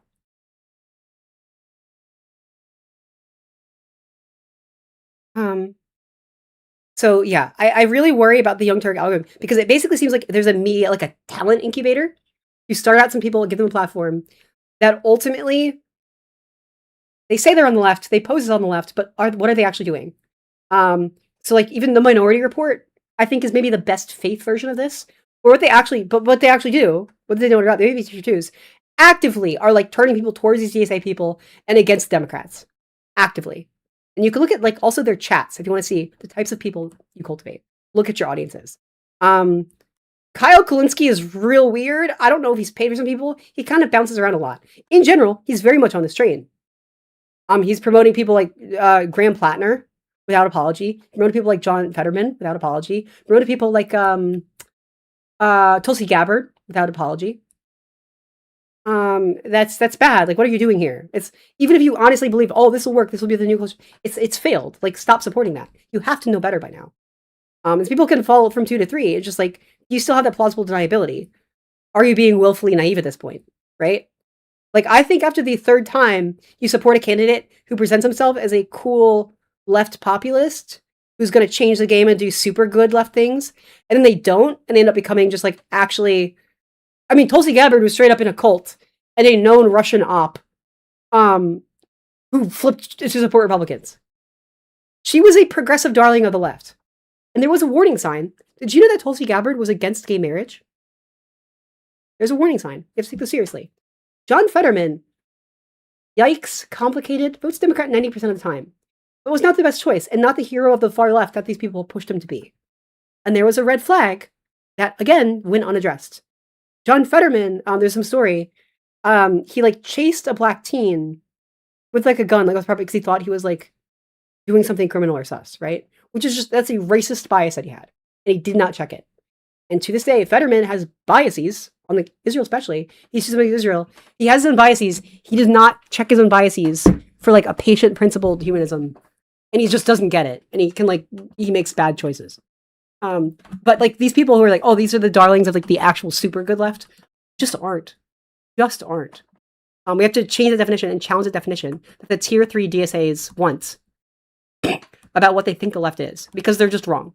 They have just wrong, misguided theories that don't work in practice, clearly, time and time again. Graham Plattner. What was that guy's deal? Oh, he hated women. Is that consistent with liberal values? Is a constant impatience and aggression and disrespect of boundaries, and but at the same time downplaying stuff like the harms, the anti-Semitic harms of like a Nazi tattoo, like not respecting his wife, like all these kinds of things. Like he does not seem to actually give a shit or respect deep down minorities or women. Doesn't have great discernment there.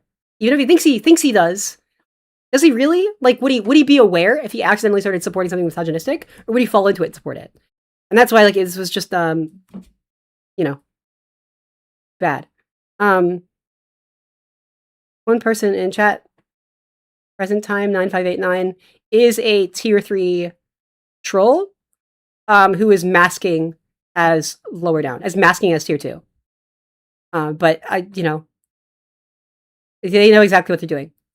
See, they're coming here because they know exactly. They hate being called out, and then they start putting on masks and impersonating and downplaying what they actually support. And you have to be aware, right? And there's your point, like, unironically, you think you're still inside of good things, and you're, like, in coalition with someone who supports re-education camps. Be aware of the room you're actually in, and who your peer group actually is, and what they actually care about. Because, like, at some point along your way, you got lost, and you got baited, and you're in a room full of some scary bad people. It's not what you think you are. I'm not saying you're that, but I'm saying, like, you have accidentally signed up for the wrong team. You took a wrong turn. And that's what you're actually pushing for now. Thank you, CG, for the $20. A section that offers guidelines for communicating and interacting each year. Yes, that's really great. Yeah. Let's totally do that. Yeah, let's put a vertical line. Oh, I'm just gonna put like a notes thing.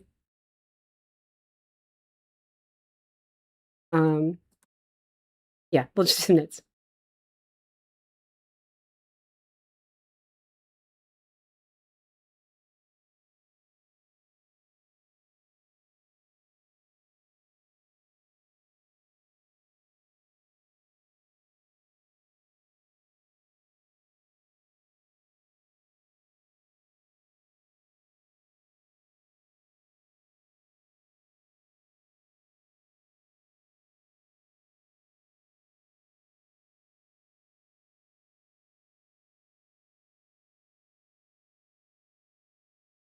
So say for these tier 1 people, even if they're supporting something bad, I truly love them. Like, if these people were correct, because they're good people, so they assume there's good in the world, right? Like, these people who tell the truth, so they assume other people are telling the truth in general. This is most people. And if they were right, and like these problems aren't a big deal, if the world was as innocent and good as they just casually assume it to be, the world would be a better place. I love them. I want to live in the world that they assume we're living in. It breaks my heart that we are not in fact living in that world. Okay. Yeah. So then we have these tier 2 people. I love them and share their earnest goals, and it breaks my heart to see them sold snake oil. Yeah. They are good people being misled. These people are so propagandized to that they are obsessed with a moral crusade, with a righteous moral crusade in their eyes. They're honestly obsessed with a righteous moral crusade in their eyes.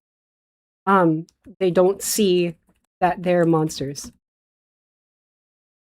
And then for this tier 4, yeah, I don't think we can save these ones. Deplatform, demonetize. Until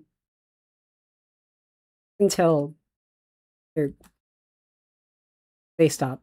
Like, these are the people who are just liars, straight up. They don't even necessarily believe anything. They will say anything.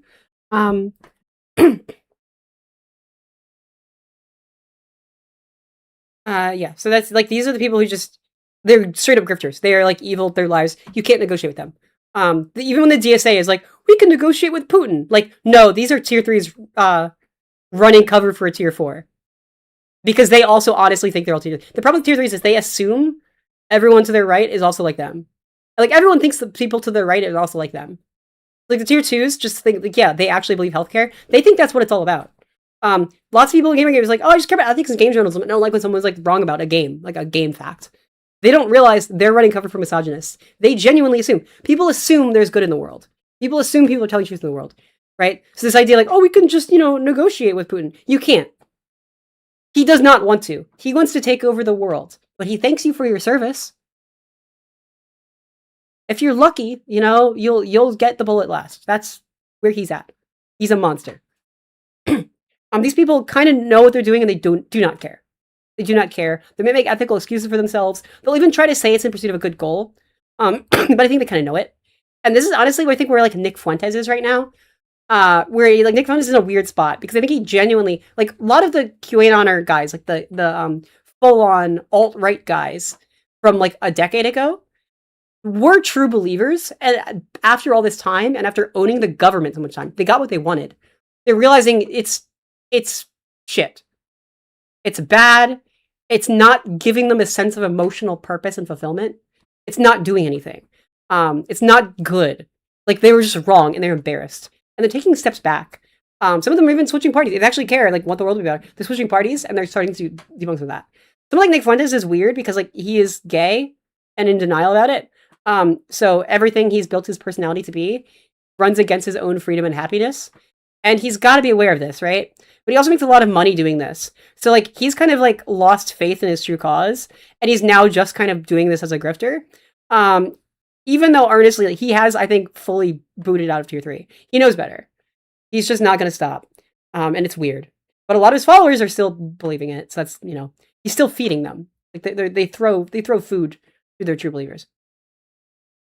Even Donald Trump, like, has run as a Democrat and Republican in his life. And he always ran as the opposition party to get the most attention. Donald Trump is a bigot. Like, he is a racist. He is a sexist. He does not care about LGBT people. He's not personally homophobic or transphobic, really. He supported LGBT rights. Let's be real. Like, he thinks trans women are hot. He's bisexual. He thinks men are hot. This is very obvious. And if you don't see it, I don't know, get good. Have more LGBT friends. He's a bisexual atheist. He doesn't give a fuck. But the Heritage Foundation will give him money if he pretends to be a Christian and be homophobic and transphobic. They'll help him win. They'll do his homework for him and write him policies and say, just pass these. And they'll say, okay. Like, that's kind of how shallow it is. But when you debate these people, it's not worth it. Because, like, they don't even believe what they're saying. And they know that. You're wasting your time. But you are giving them money by giving them a chance. So, yeah, that's kind of where they're at. But they don't say what they believe, and that's really nasty. And these people will spread actual, like, hateful propaganda just for views and money. Like, it is one of the most dishonorable things you can do. Yeah. So then so everyone knows it, and then we like, how to de-radicalize. Okay, then we have, just show them, Tier 3, and it'll freak them out. And they don't have a need, they don't feel compelled to identify with / defend them, so they'll dip. Just be aware of problems. Call them out when you see them. Don't stand by. Yeah. I think that's the easiest way. Like, these are people who don't really identify with the movement. They just have vague general assumptions about a movement. And they'd be like, oh, yeah, no, I don't want that. Easy. They're not even sharing the same goals. With these Tier 2, let's see. How do you de-radicalize the Tier 2s? Empathize and come together over shared common goals. As a friend and collaborator. Prove to them with evidence your path. You have a different and objectively better, more relevant way to achieve their goals than Tier 3's snake oil,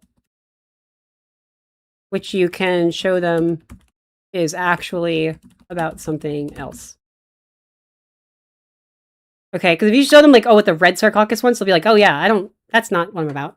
Or if you show them even, like, if they want, like, Medicare for all, right? So, like, hey, even if some of these DSA people really do believe, like, they want Medicare for all and they're going to get it, like, that is just a less efficient path than having a public option we can actually do right now, pass right now, and then it will gradually expand through market forces. Within a decade, you get Medicare for all. Like, that was the Mallory McMorrow plan, and it was fucking awesome. He had it. See, here's the problem. Actual Democrats do things. You are bought into a narrative that they don't. Anytime Democrats can't achieve something, it's because of Republicans standing in their way. When Democrats had the power to do things without being held up by Republicans, we passed the Affordable Care Act, the most recent time. We passed civil rights, Medicare, Medicaid, wonderful things. Like any good thing is because of Democrat rule. You just need a trifecta. You need a trifecta.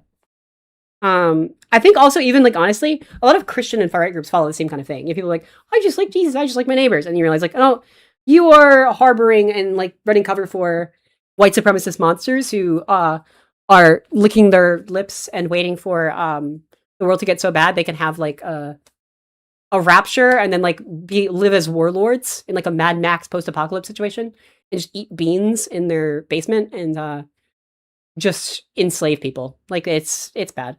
Like the far religious right is actually crazy. But this is how cults work. Like there's these different levels. But it's really empathy. People you know, people trust people they know, and it's this empathy. And also, if you can show them they feel understood and seen on what they actually care about, like you have to first acknowledge their goals. Absolutely, 100%. Make them feel heard and seen. Make them feel heard and seen. And appreciated for what they actually want. Then prove to them, yeah. And this is like how to break people out of that, right? And I can say like, like dead ass. Even if you want good things, trying to like do this like deadlift of Francesca Hong is not the best way to do that. It just wasn't. Like you're gonna waste so much time and money in campaign efforts just making her pass the minimum threshold to win. When we could just have an easier race, way cheaper, with someone more likable, we don't have to run constant PR excuses for. And then also just run, focus on winning some other races too.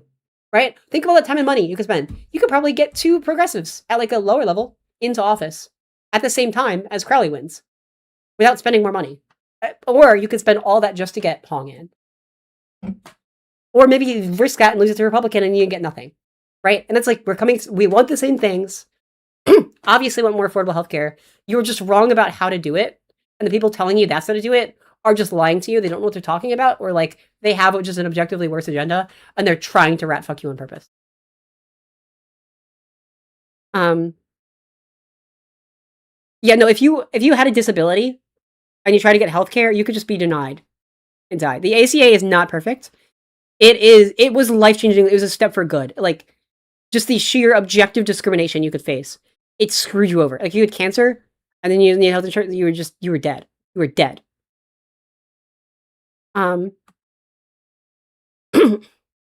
Harris failed because of a failed media infrastructure apparatus. I fully believe that. Which was then swept up and then let other groups define her on her behalf in different spaces with different images and levels of success. She did not have a centralized vision, message, proposal pitch of who she was that was then executed across all platforms. So like on TikTok and Instagram, she was the candidate for the girls and gays and like the joy candidate and really beloved. In manosphere circles, it was kind of for the girls and gays, like alienating, like, yeah, not really for us. Boomer conservatives watching TV heard she was obsessed with transports. Not true. Mainstream libs saw ads about like freedom, like, oh, democracy. Kind of boring, milquetoast, but like that's a different vibe. On Spotify, I got lots of ads specifically about like tax credits for like first-time home buyers, affordable childcare, kind of stuff like that. Which was real. It was smart. But people who say, oh, she had no policies or whatever, like, I know you were not seeing the ads because I was seeing the ads. But it was so fractured. Like, and even a social media network by social media network didn't have a clear vision. If you just watched Twitch all day with ad block on, all you knew of Kamala Harris was that she was a genocidal monster. What you did not know is that she hated Netanyahu's guts so much, she did not show up to the ceremonial role she was supposed to show up when he was in DC. And very clearly, if you look at like the actual reporting on Joe Biden and Kamala Harris, it was a rerun of the Iran hostage crisis under Jimmy Carter. And it was very clear that like Biden was just trying to get all the hostages released to disarm things, to have real negotiations. And he would dedicate the rest of his his political capital to that. So then Kamala Harris could follow through and establish a 2-state solution. Like it was meant to be like she was meant to finish the job and establish a Palestinian state. That was actually on her platform. And Biden was willing to make himself a political martyr to free the hostages and allow that final negotiation so she could carry it across the finish line. So that would be her legacy. Thank you, Big Leafy Tree. Yes, I will get myself some tea after this. Sorry, I have lung disease and I've been talking a while. I do have a Monster Energy. It's not really healthy. It's not the same.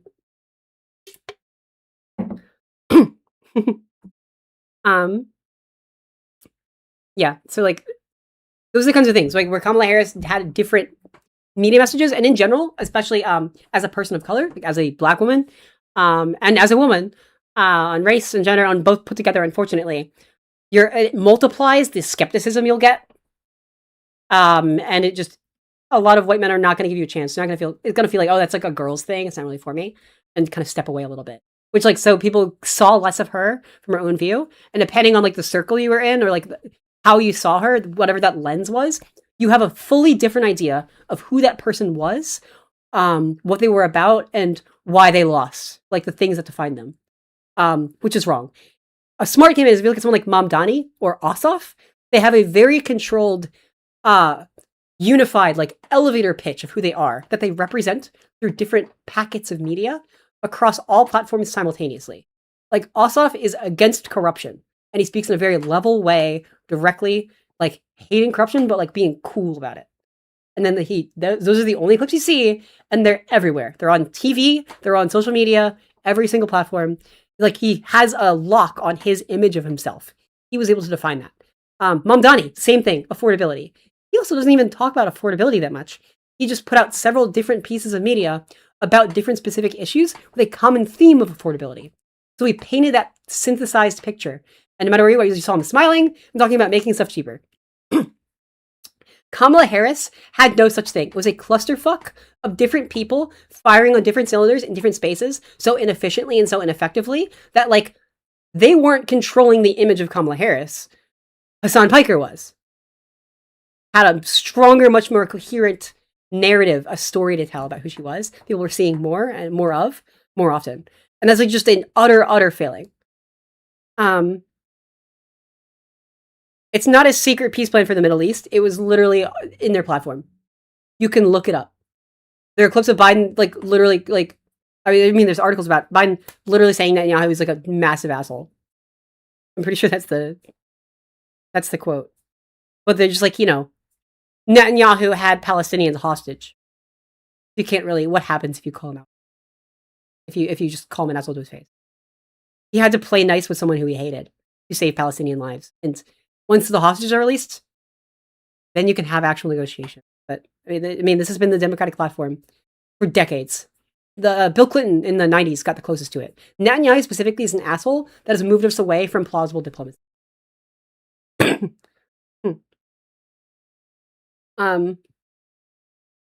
Yeah. So let's see. Okay, so we have how to deal with the tier 2s, how to deal with the tier 3s. Show them their leaders don't actually care about them and are frauds. Empathize with at least their intent to care and build a better world. But, you know, like you have to, because even these people that believe bad things for bad reasons in tier 3, like they believe, oh, we need a revolution, but they genuinely think like, I want the world to be better and this is the only way how. So you don't empathize with even their goals at this point, but empathize with their intent behind the goals. But don't give charity to their means. But let them know they're misled by someone making it. But show them. Show them proof they're misled by someone who doesn't even hold these values and lies for money. Like disillusionment. Offer them community with authenticity in a better way, right? Like these people, once you get really, really, really deep into this, it's hard because at this point they're so bought in, and their peer groups are going to be so bought in. They don't have anywhere else to go. They're not seeing any other people. They're not seeing any other media. This is the only story they've been telling themselves, and they're truly lost. And even as they become kind of self-aware, they sort of become tier 4, right? It's not even just about straight up money. It's about like social capital. This is all they have. And if they don't have this, they have nothing. They don't have, like, they can't just walk out the door. They don't have another door to walk out of. So really, like, what it feels to these people a lot of the time is you're being like, hey, you know, stop doing this, whatever. Just give this up. Obviously, it's bad. Like, yeah, it's bad, but it's mine. You know, what else do I have? I have nothing. Like, you're offering, the pitch comes off to them psychologically as like eternal emptiness and despair and purposelessness. And some people would rather be evil than to be nothing. A lot of people in 4chan are like this, actually. They're willing to support bad causes, spread bad memes, or even like harass someone, just to see something happen. Like if you look at a lot of like weird, deep like subreddits or like 4chan boards and stuff like that, they will blatantly support terrorism just because it's like that's cool to watch. They like watch random live leak videos, people being like hurt because like, wow, that's a thing that happens. Like it's so impersonal. They just want to start shit and do shit so they feel like they matter in the world, that they can like affect anything in any way. That's like the really sad part of tier 4. It's like that it's not even necessarily they need to profit, they just need to feel like there's something, that they're anything. They don't care. They don't care if it's evil. They give informed consent to that. They don't even need to gain anything from it. It's just about purpose.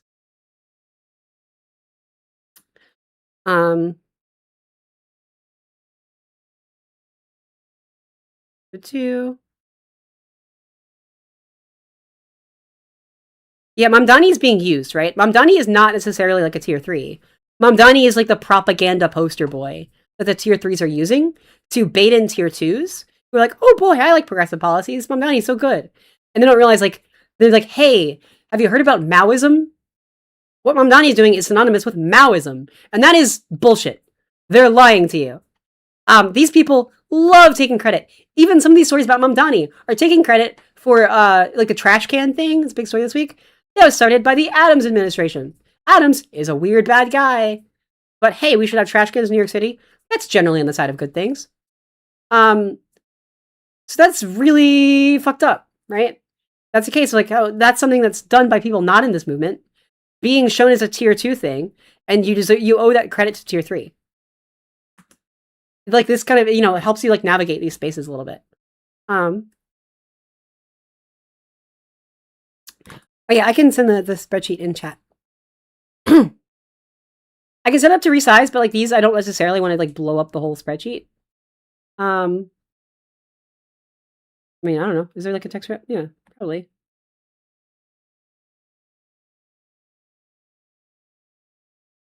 Yeah, I mean, I'm fine if these roll over. It's, you know, these are just going to go down really far. It's bad. Is there a way to like hide it until you click on it? Whatever. You need to take away, for these people, you need to take away their incentives and offer them more beneficial and, if at all possible, fulfilling one in other places.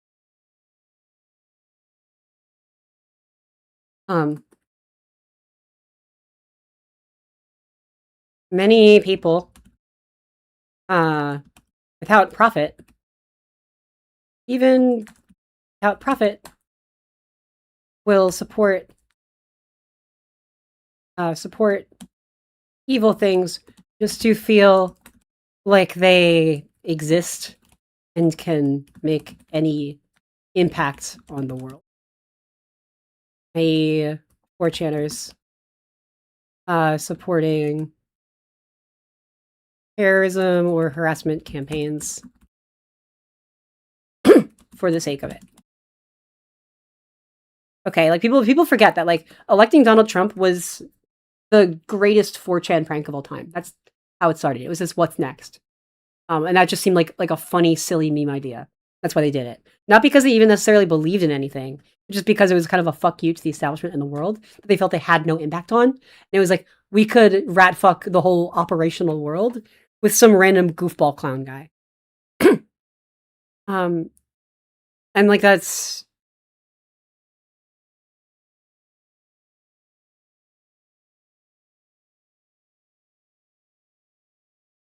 Mamdani is not serving his citizens particularly well.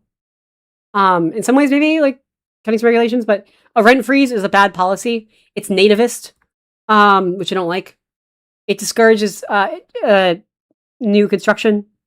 It discourages people moving somewhere that's optimal for their job. It favors people who are born there and live there, which I think is a fallacy. I don't like that. I don't think all people are created equal. It's nativist, right? It's the same way they do it. This is our country. Go back to where you came from. We have the right to this. I don't think you necessarily have more of a right than anyone else. The rent freeze, it discourages new building, which means it's, you're locked into a better price, but you're more likely to just stay in that one place, even if it's not best for you. It discourages the culture kind of growing and shifting and changing. When there's not more building, because why would you build if you can't make so much profit from it? There's less supply of housing, which increases demand of housing, which means prices go up for everyone else. So those outside of you staying in your rent frozen apartment, it makes the economy worse overall. What we want to do is encourage more people to build as much housing as possible, because then supply goes up, demand goes down, price goes down.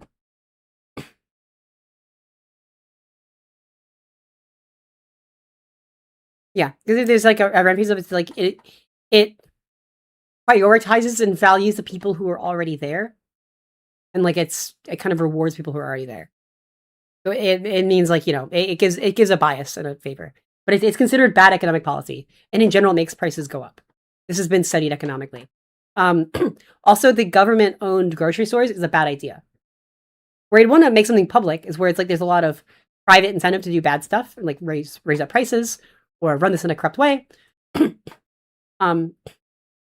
But grocery stores do not have big profit margins. Everyone needs food. So how much money are you really saving? How much lower can you get those profit margins?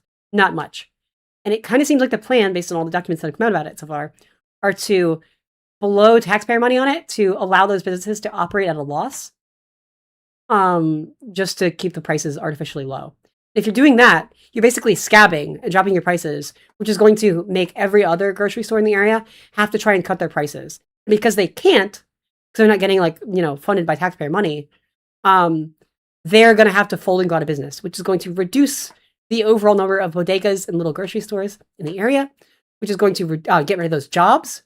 Those small business owners are going to go back down to working class out of just blooming into the middle class, despite living pretty humble lives, And they can't employ other people at the stores. Those people are out of work. And then you can't buy groceries in your area as much because some of those stores are going to shutter. Meanwhile, then, those grocery stores are going to see all of the customers flock to them, the government-funded ones, which means more people are going to buy stuff at a loss, which means you're going to need even more taxpayer money to keep them even going, and they're going to be longer lines, you're going to get overcrowded.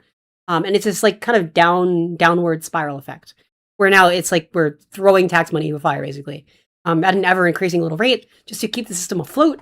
And then if you didn't have a lot of money and time to spare to afford groceries, because if you're seriously working class, you're tight on money and you're also tight on time, you're now facing longer lines at the grocery store where you can get cheap groceries. And it just doesn't make much business sense. So it's just down spiral. Versus if you have like lots of grocery stores, they all have to compete with each other, and that drives down prices.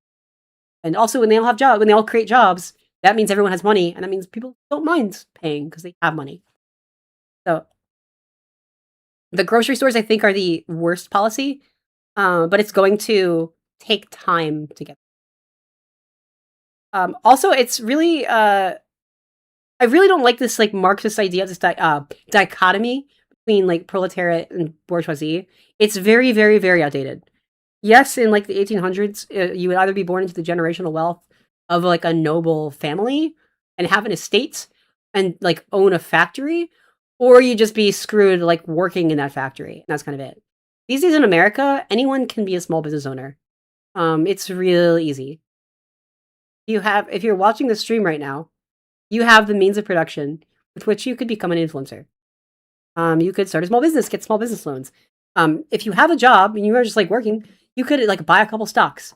Congratulations, you are now both an owner and a worker. And in general, excuse me. Yeah. And in general, I would rather have the system that generates the most money and then redistribute that money. I've worked in like worker calls before. Because every decision has to be made by committee, it's really inefficient and it's not scalable. You can't have many employees. It takes a lot of time out of your day. It's a pain in the ass to run anything and do anything. People want a little hierarchy. It's just like more cost efficient, cost effective. And when you have to split all of your profits like evenly instead of just paying a contractor one off, excuse me, it severely limits how many people you can have in the scope of a project. Like I can't afford to work on an indie game and split the profit 20 ways. Evenly. Like we're all just, equal shareholders. But if we were to just pay an artist one off to do a job, cool. And even distributing that money, if it's on like a share basis, takes more. You need someone to do that. It's just it's has downsides. I've done it. I get the theory.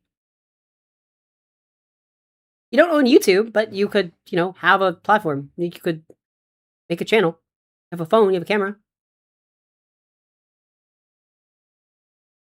So yeah, it's just I just some disagreements with it. Like in pursuit of the mutual goals that like I don't think capitalism, like hating capitalism and destroying capitalism for its own sake, I think is kind of silly. What I care about is you have enough money to survive. Like, can you survive? Can you afford to survive? And really, like, would you care about destroying capitalism, like, for the principle of the thing? If you made $200K a year? Like, what if, instead of destroying capitalism for the sake of it, what if everyone just made $200K a year? What if everyone was middle class? And then even if you had to pay for healthcare, but like it would, cost $10 to go to the doctor. It's not technically free. Ideologically, you may still be opposed to that. But like I think that's something more doable, and then like, we wouldn't really care. That's technically imperfect, but we can stop the bleeding. Everyone can get what they need. I'm exaggerating there with a random number, but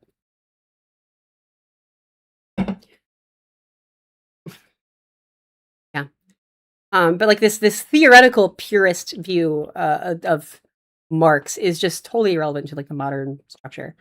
If you own a single stock, congrats, you are now the bourgeoisie. And I think it's really, really, really clunky.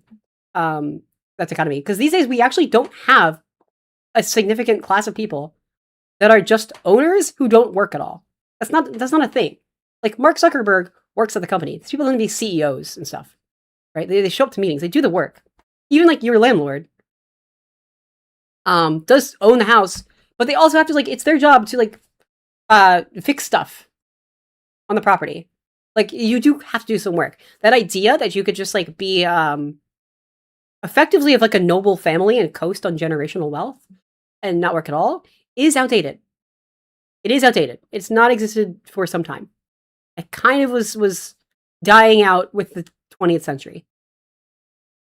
It's just not efficient. Like they lost that money. You can't do that anymore. It's not viable.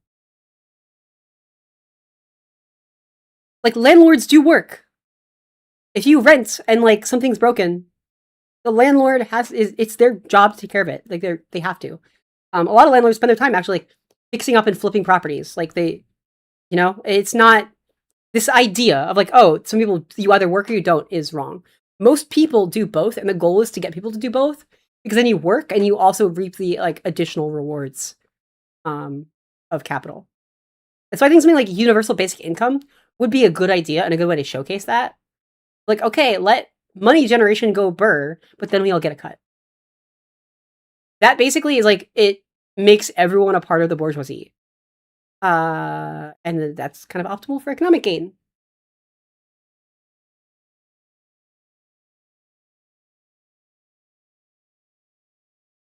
Most landlords are property managers, unless it's a huge company.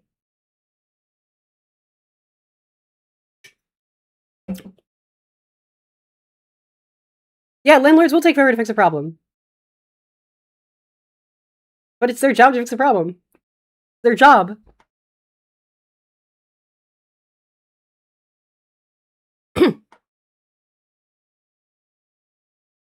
if your family owns so much property that they don't actually do any work, you are rich. You are not like working class, as we talk about it, right? Because when we talk about working class in America, we're not talking about proletariat. We're not talking about dentists. It's the polite way to say poor. It's the polite way to say you've come from a background that was kind of shitty, and unfortunately, you didn't get the opportunity to go to college. It means a lot of things, but it's generally referring to not only your current level of wealth and income, but also your general background of privilege. Like if you, yeah, I mean, most landlords are not working class. Most landlords are like middle class. Dentists are not working class. Dentists are upper middle class. You see, these are two different systems, and like it's in bad faith to take the language of one and use it for the other.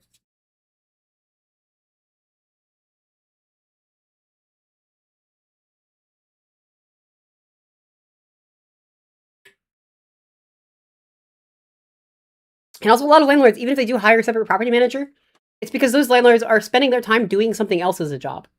And they use the money from that job, and they invest it in the stock market, and they take the money out of the stock market, and they use that to buy a property. And so they're working a day job, and then they own a property, and then they hire a property manager who's also working that as their day job, and then is also invested in other things. Do that. That's how, like, you build wealth. And, like, I'm sorry, like, you're... Categorically, I think it's silly to have a system... to argue, like, the real enemy is just anyone who's technically the owner class. And then you're looking at someone who, like, owns a little bodega. Who's, like, you know, like an immigrant who owns a little bodega in New York City. They're not making a lot of money. They're living in an apartment right above that bodega. Like a little Chinese, like, takeout restaurant. They're living upstairs. They're living in the back. They are not your enemy. They're not like, you know, it's just it's an outdated dichotomy. Technically, they're owners. They're also workers. Even if it is like someone in the family just owns it and the other people work it, they're not the problem, and you can't, like, they're not the top thing to antagonize. Like, fundamentally, it's just not effective. It's like you're picking the wrong targets. What you want to do is tax land, probably. Taxing land is pretty based.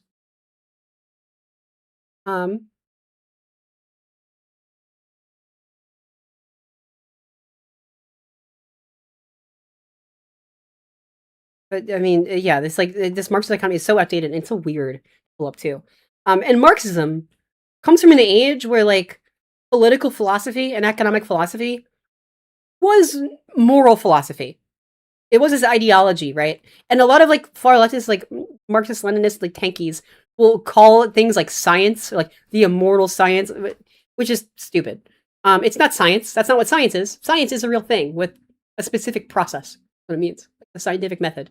And it's not the same thing as, like, economics, which is a matter of data science.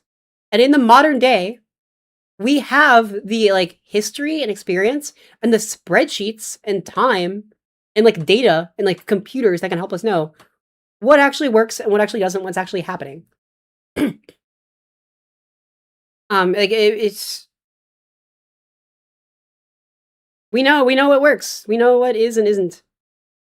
And to think that Marxism is, like, the model for prosperity is ridiculous. You know, I mean, we know. Let's look up right now, right? Okay, we're gonna look up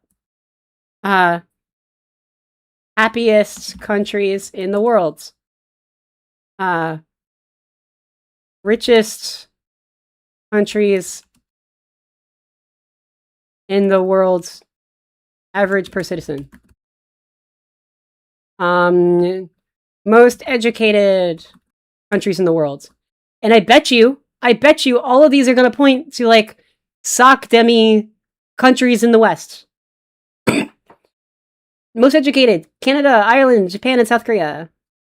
Richest countries per person: Liechtenstein, Luxembourg, Ireland, Switzerland. World Happiness Report: Finland. Let's look up best health outcomes in the world. You're going to get universal health care.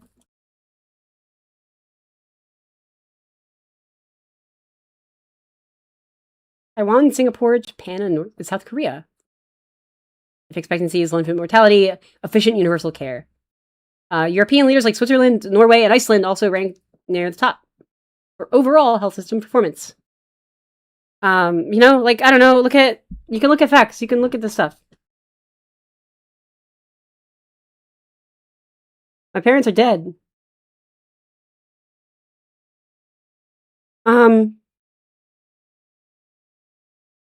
Yeah. I do design work, and I do this. My parents are dead. I would like to build up enough wealth so I could invest. My partner is an attorney. She's also getting started. Eventually, would like to move towards investment. At no point does that seem to make me, like, necessarily evil in any way that matters. And I don't think it would be efficient at fixing the problems of the world if, like, I buy one stock and then I get attacked for it, you know? That's just not helpful. Sorry. Like, I get there's these very simple stories in lots of leftist spaces. They're like, oh, this is the cause thing, this is what'll help. And it's just not bearing out in the data. It's just not a complete image. But it is informationally simplistic and reductive, and it seems to work. Unfortunately, what does work tends to be very kind of scientific, formulaic, boring, economic, like neoliberal policy wonks are the most insufferable people alive. I get it. Okay, they look at data and spreadsheets, and no one hates, like, no one likes the smart person in the room. No one likes the person who's like, yeah, we could just do math, and the answers are always boring and dry. There's no, like, fairy tale to it.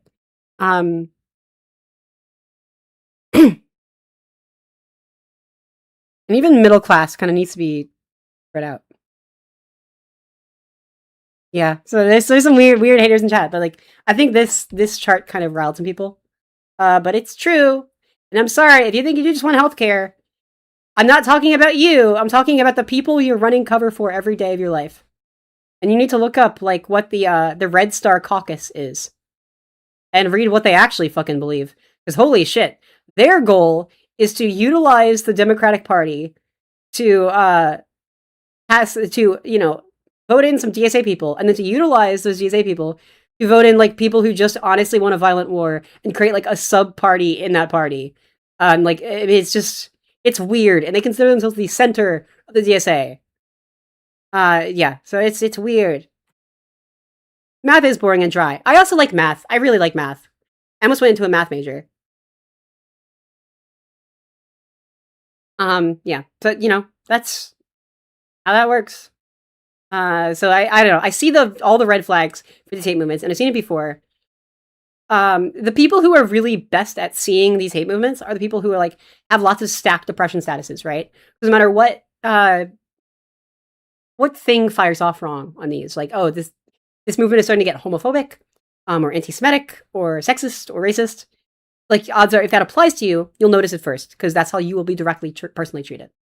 You'll see it the best. You'll have the best eyes for it. It's likely to affect you personally. So it'll occur in front of you or to you. And you'll take a step back, which means usually, like, black women don't fuck around with any of this shit. They're the first off the boat. Okay. They're the first out of here. Because they're going to run into it. And there's, like, a long locked in connected history, and, like, the black South, especially, of being fucked over by, like, radical fascists and getting the fuck off, and then building up solid, stalwart bulwark communities against them. You'll notice all these movements get very, very white and very, very male and very, very straight and very, very wealthy on average. There's a reason for that. Unfortunately, those types of groups, those people who are the most suppressed to see it, will very quickly, like, recognize the true members and then decry these movements like, nah, that's a hate movement. And the problem is, if they lead the conversation on that, even though they're right, they are confusing the fuck out of the tier 2s and tier 1s who are going to say, no, I'm not. And in doing so, they're going to, like, draw a line in the sand between them and the actual oppressed people who are normal, and they're going to, like, closer align with tier 3. And that's the kind of ratchet effect of a lot of this propaganda on purpose. They want that plausible deniability, and they want to use your innocence against you. Truly. It's really, really, really bad.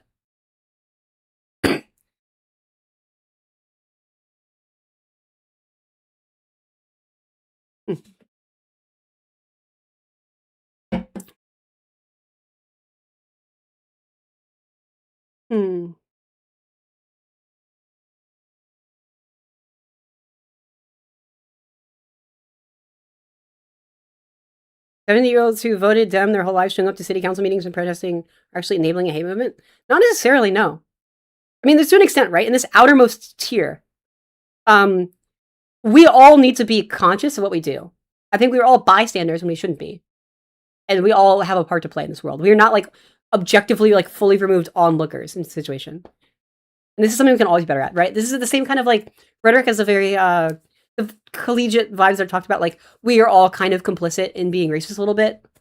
Like, you know, like, oh, we're probably all a little racist kind of thing. Like we're all a part of a system. That's like this tier 1, right? And you have to make sure you're not like running cover or something. And we all, as like bystanders, tend to even like fully unintentionally whitewash these movements and sandwash these movements just because we don't really know what we're talking about. Like if you ask a person on the street, even like a no kings lib, who I know wants good things and does not want violence, very principally, they'll be like, oh, these young lefty kids these days, you know, good for them. They're getting involved. They think that's all it is. They don't realize the goal of that movement is not, in fact, to like pass intersectional, progressive liberal policies. Their goal is to burn shit down. But those in doing so, those no kings grandmas, lovely people as they are kind of talking on something out of their wheelhouse and accidentally giving more leeway to these movements than they should. There's a lot of like basic Democratic candidates, even moderate ones, who consider, oh, we should like campaign with these people. Like, you know, what's the harm? What's the harm in going on this person's show? And it's like, hey, that's Tucker Carlson. Don't go on that guy's show. That's like Nick Fuentes. Don't go on that show. Like that's Hassan Piker. Don't go on that show. You don't know what it's actually about. And you think you're going into a good faith conversation. And they get jumped by like people actually there to push like a weird ass radical agenda. And can poison a campaign.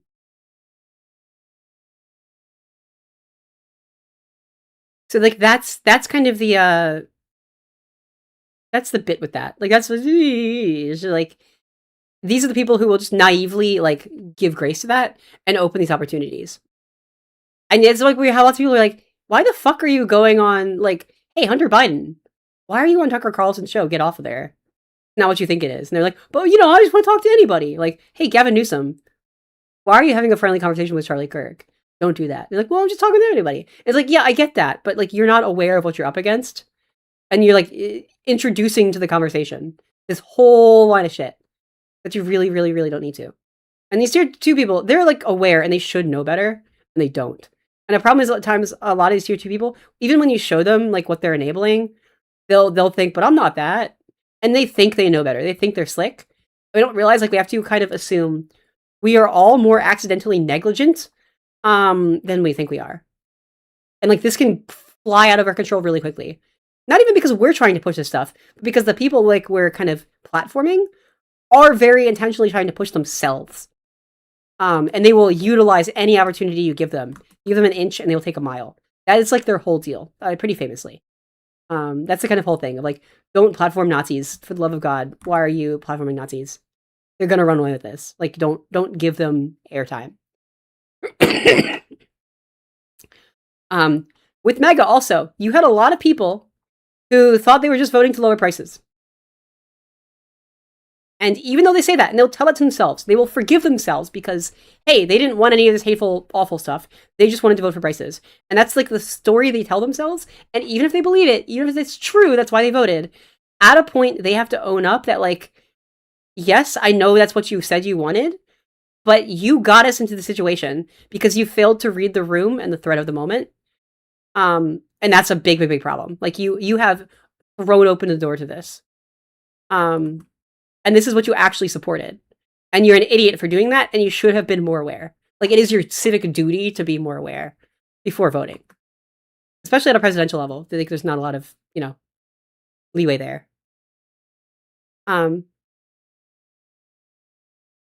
like, if you platform any of these 2 or 3 people, you need to be aware of what they actually are and push back against them. If you were a tier 2 person, you're like, well, I just want good things. It's like you are falling for it, and they are happy to let you fall for it. And then, in fact, they will affirm you and say, yeah, I just want good things, right? I just want low prices. Oh, it's just about ethics and game only. They're lying. They love baiting tier 1s into giving them the floor and then pretending to be tier 2s. Like, any interview with a DSA caucus member is going to be like they're on like a tier 1 show and they're like impersonating a tier 2. The DSA, like, was the VP of the caucus or whatever it was, like the co-chair or something. She didn't say she wants to destroy Israel. What she did say though is, well, I mean, we support a free Palestine from the river to the sea, and I guess that would be a one-state solution. How do you get from point A to point B there? Isn't that a little sus? Isn't that a little sus? And then when pressed on anything, it's like, didn't own up to any position. It's just like, oh, we'll settle that democratically. Isn't that a little sus? Is it possible for food to be completely free? I don't know. I mean, if it's like agricultural, perhaps, like lots of green energy can be. Like, I mean, you can run solar panels at such a level of efficiency, you generate excess money. So like it's your power bill is like they pay you, which is very funny.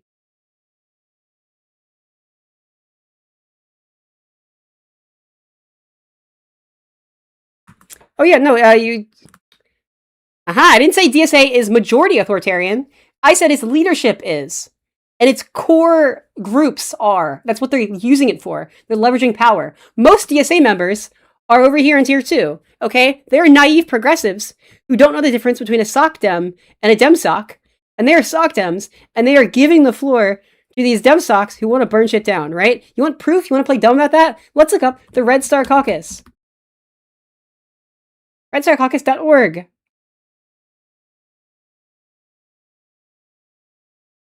This is a group that, they are specifically, explicitly, in their own words, a Marxist-Leninist caucus.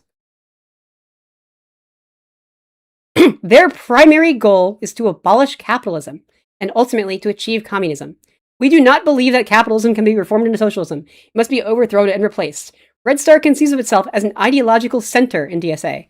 As a center, we work from a practical and coherent position to push DSA towards our shared vision through organizing, through developing ourselves and other DSA members, through polemics, and by engaging with DSA's internal democratic processes. Red Star seeks to cohere a vanguard party. We do not specify exactly how this party will emerge, but we believe DSA can foster its creation. DSA's resources, broad membership, organizing ethic, and robust democratic processes make it, out of all existing US socialist organizations, the best incubator for such a party. We are Marxist-Leninists. So, are we going to keep playing dumb? Are we going to keep running cover? Because that's who they are.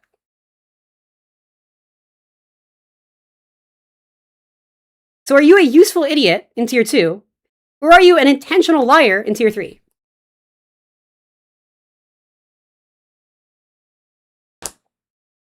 Which is it? Present time, 9589.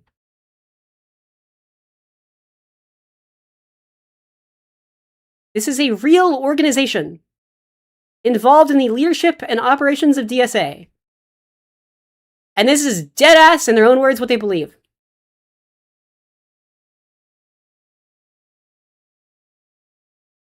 Yeah, I mean, they're haters, but they're liars. I did substantiate my claims.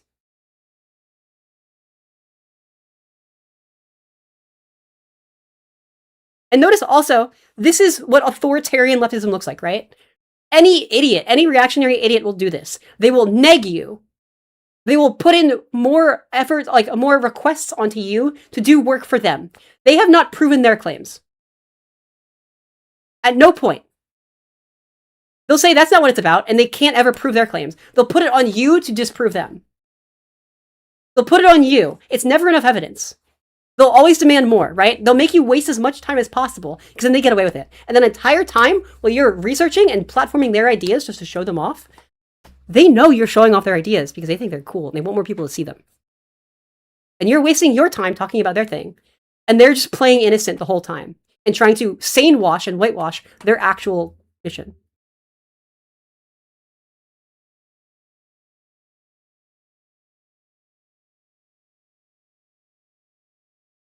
It's just playing dumb. Like, it's just playing dumb. Yeah. But no, like, that's who these people are. right? This person in chat right now is lying. Who are they running cover for? You know these people exist. What percentage of the leadership do they have to be for you to realize this is a real insignificant thing? Like, it's ridiculous. Like, this is ridiculous.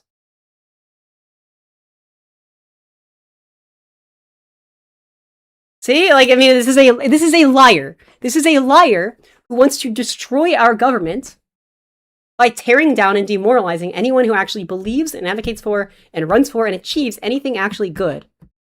And instead wants to undermine and destroy liberal spaces, waste our voices, waste our time. This is exactly the problem. Like, look at existentially, what is that person achieving? What are they dedicating time towards? What is their goal? What is their desired outcome? How are they trying to steer things and push things? Like, you know, and they'll try to even bait conversation into like, oh, like motives or whatever. But look at the impact. You are being disingenuous, right? And see how it's like pushing this off. I'm like, you could just look at what people are saying they're trying to do, and it's just this denialism. And what is that? What is that doing? That's running cover for certain types of people. And what are those people trying to achieve? Because that's what that cover is enabling as a goal. So that is a quintessential example of a tier 3 who lies to cover their ass. Yeah. Any other news? Any other stuff going on?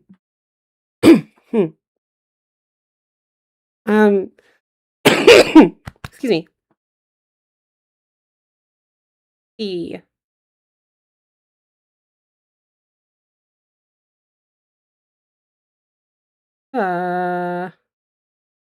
There's another teetering on the government shutdown because Republicans cannot be trusted.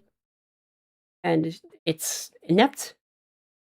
Democrats don't want people to die without food stamps. We will govern. I'm curious who the next press secretary will be. Look at that.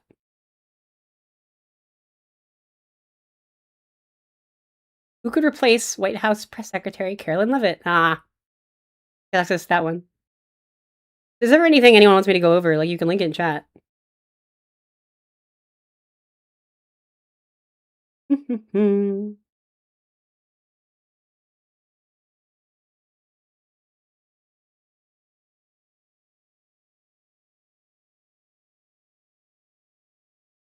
How do I feel about Israel-Palestine? Pragmatically, it's not my single issue, not my top issue. Any policy there depends on the relevant parties playing ball, and fuck Benjamin Netanyahu. And it's hard to find significant leverage over Benjamin Netanyahu, who belongs in prison and is a war criminal. The whole administration does. I believe there should be a free Palestinian state, or if that is completely unfeasible, Palestinians need far better treatment and equal treatment under the law of Israel. Apartheid, I think, is a very clear description of how legally Palestinians are subjugated unfairly and immorally under Israeli rule. If the goals were simply genocide alone, that would be much faster. Netanyahu is weirdly something almost worse. And then Netanyahu, his entire career and popularity is built upon enabling, throwing flames, stoking, and like drawing out this conflict as long and as much as possible. Like, he's sort of like a nightmarish, nihilistic, maybe about an ideology, I don't care. Like Warhawk, like a even worse Ronald Reagan, right? Because if this war ends, he's voted out of office. He has everything to gain from making it as miserable as possible. Benjamin Netanyahu fully enabled the rise of Hamas, and Hamas suppresses the democratic will of the Palestinian people. And Hamas is willing to use Palestinians as like human shields. Hamas is evil and is not representative of Palestinians. Benjamin Netanyahu wants that to be his eternal enemy, because as long as they keep it going, he stays in power. Under Benjamin Netanyahu, Palestinians have suffered atrocities, are slowly suffering and being starved in their homes. Ultra-Zionist colonizers who like move to Israel and kick people out of houses and build their own houses There's a great Louis Theroux documentary from like a decade ago. Have the same vibe as like weird, shitty, rich white Southern Republicans in like McMansions in developments. And like it's exactly the kind of tacky housing they build. And they are just like fully sociopathic. They don't care. Or invoke weird ass, baseless religious supremacy arguments over why they deserve to live in a place and other people don't, which is bullshit. And I think some of them even know that and they don't care and they just like want land development and get rich. Yeah, like fuck that. Like obviously, at the same time, I disagree and fully denounce any like blatant anti-Semitism on the left right now. And if you don't think that's there, you're an idiot or like an op.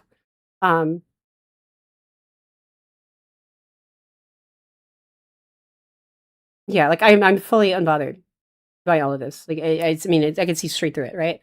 I mean, a lot of it is being leveraged as like verbatim, like beat for beat, anti-Semitism and like conspiracy theories from 4chan being now like whitewashed and sanewashed and pushed through the left now, the populist left, because that's where like weird, creepy 4chaners who hate people see that like the tide is going, right? These people are Nazis and they're looking for any outlet. And they found a way to finally sell people on hating Jewish people and hating Black people and pushing Black people out of positions of public life and prominence. And then also trying to kind of silence and downplay LGBT existence as well.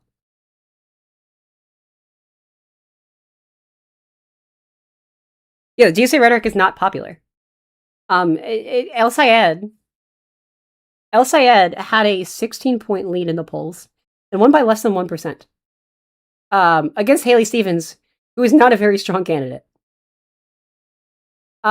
He is a prolific underperformer. Hong is an even worse underperformer. But last I checked, I believe El Sayed is set to lose to Rogers by 4 points. And I want progressives to win. I think El Sayed is obviously the better candidate for that seat. That is now an inefficient, heavy lift that a lot of people need to spend time and money pushing, right? And as leftists have championed that as like the sole avatar cause, they need to carry that. That is their job.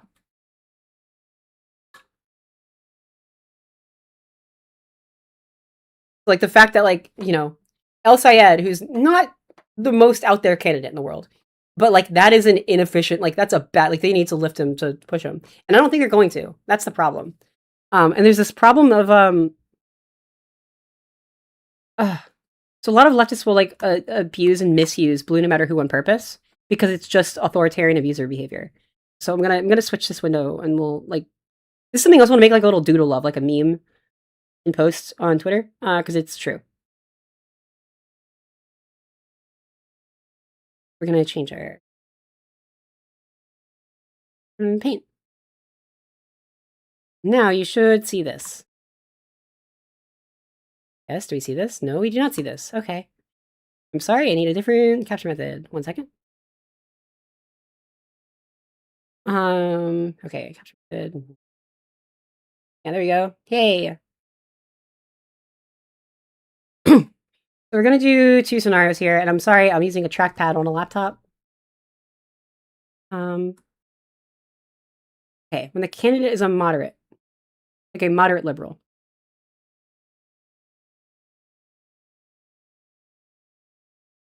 In both cases. In the flat plane. Yeah. Now when it's a moderate liberal, just voter sentiment wise, that race is gonna look like that, okay? When it is a far left candidate, that is a bigger lift. Now you can evaluate the risk and reward. I totally get that. But it's heavier, harder. It's less efficient because median voters are less on board with you. When it's a moderate candidate, okay, we're gonna have our little Democrat stick figure, okay? And we're pushing that guy, or girl, that candidate. We're trying to push them left. Okay. Like vote Blue No Matter Who. And against us are Republicans who are trying to push right.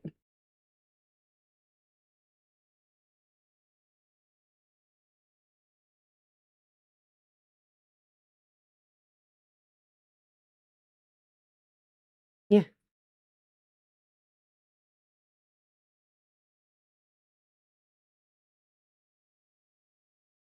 And then right on their back, the DSA is also like red coded.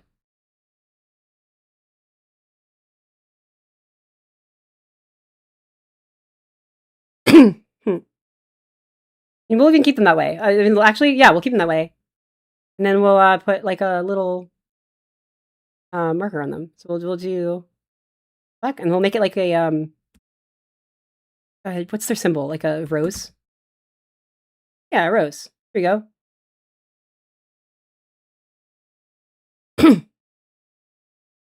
The problem, okay? They end up pushing against us, beating us. There's like a donkey symbol. There is, cool.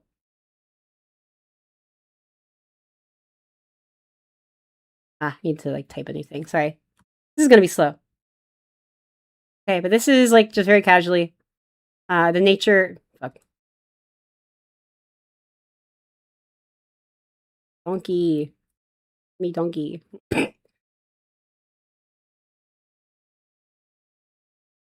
Of the race. Okay, so we're like, vote blue no matter who. This is like why we say that. Gotta be a better symbol than a donkey. But whatever. Okay. That's our little donkey. Now, when it's like a far left candidate, here's what happens. And this is why it's done in bad faith. Okay, because here's what they want to happen. Stay online, vote blue no matter who. Okay, now it's a bigger lift, so it's more cost and resource inefficient to do. You have to sink more of your political capital, more of your donations into this. Okay, and so we're still trying to pull it.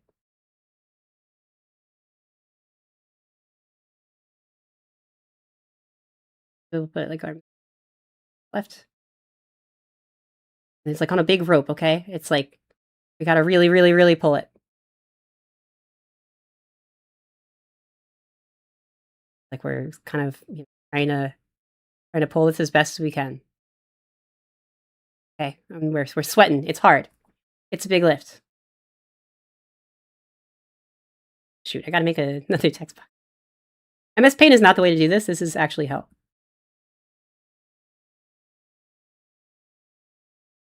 Okay, but they have us pulling this. And we're sweating, and it's hard. And then where's the leftist now? This is what we see, and this is the big problem. They're not pulling it with us. Even though they said, hey, get a candidate and we will. Like, we will help, right? We just want progressives. The problem is then these movements, by and large, they don't actually show up to the polls. They don't vote. Not in the general, anyway. They don't give a fuck.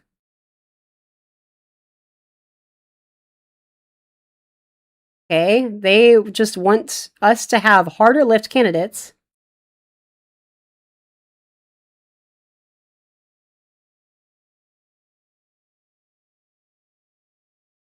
And they are like, what? Come on, blue no matter who. It's your job to campaign for us. It's your job to talk positively about our candidate. And this is like, frankly, parasitic behavior. Like, this is a parasite. This is someone who wants something and then they won't do it themselves and they want you to do it for them. Which is a huge problem. And then if they underperform, if they lose, guess whose fault it is? Not theirs. It's yours. They say, you didn't support us. But when it's like a Kamala Harris, who's pretty progressive, and Joe Biden is pretty progressive, we have to win in spite of them.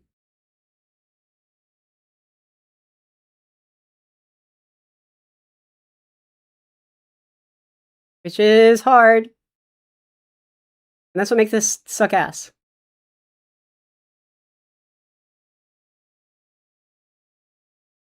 Make this like a light blue. And then this is like a dark blue.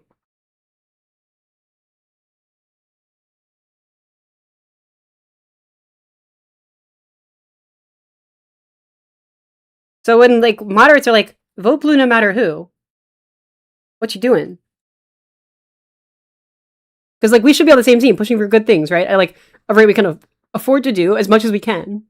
We're campaigning for them. They campaign against. Like, what did they do for Kamala Harris? They ran free attack ads all over as much as they possibly could.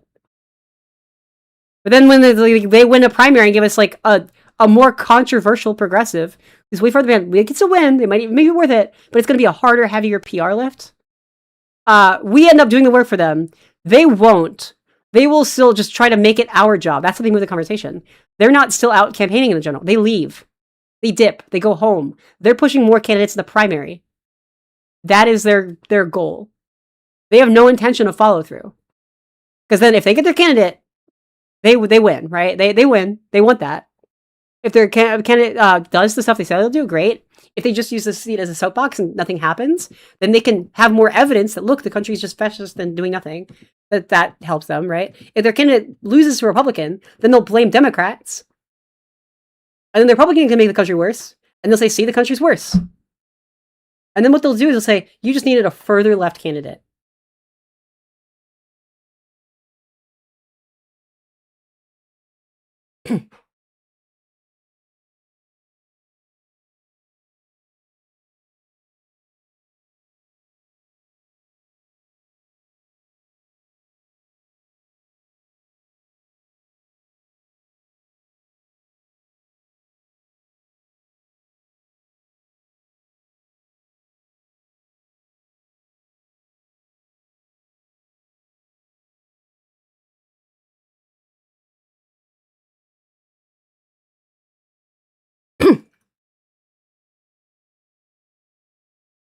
Okay, this is like how the general elections work. It's okay to be against each other in the primary elections, but even there, we should be competing over like, like with viability in mind. Like, what are the most good things we can actually get away with? Like, oh, this candidate's only promising like 80% good things, but they're guaranteed to win and they'll get past most of it. Versus this candidate's promising 100% good things, but they're unlikely to win, which could mean we get 0%. Or like they're bad at this, they're new at this, so they'll only pass half. In that case, it's like, oh, we could actually end up getting like 75% good things versus 50% good things. Or 75% good things versus 0% good things. Viability matters.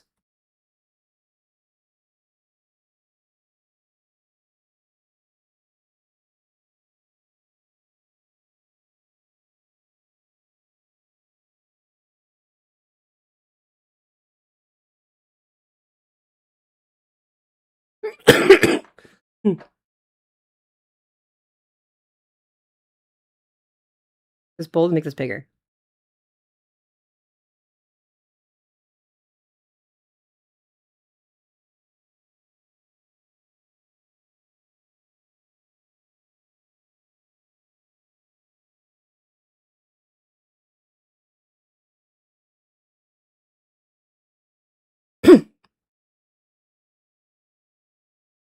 And these are general elections when far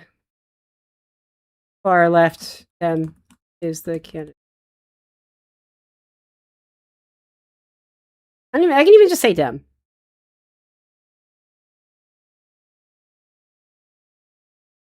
And this is the problem, is they don't show up. Like, who actually shows up for us, frankly, I'm sorry, it's not these people. Like, the kind of people who show up are going to be, like, black voters tend to actually show the fuck up and lock in.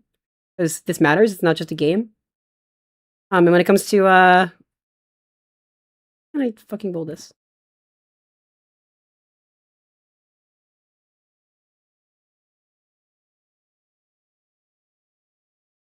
Let's write it again, sorry. When a far left is the candidate. And so I'm kind of talking to myself now. But this is like what I foresee. Like, how much time and effort and money do you see spent right now campaigning for Syed versus campaigning against Crowley? I've seen them now spreading talking points to hate on Crowley about data centers. That's what their priority is.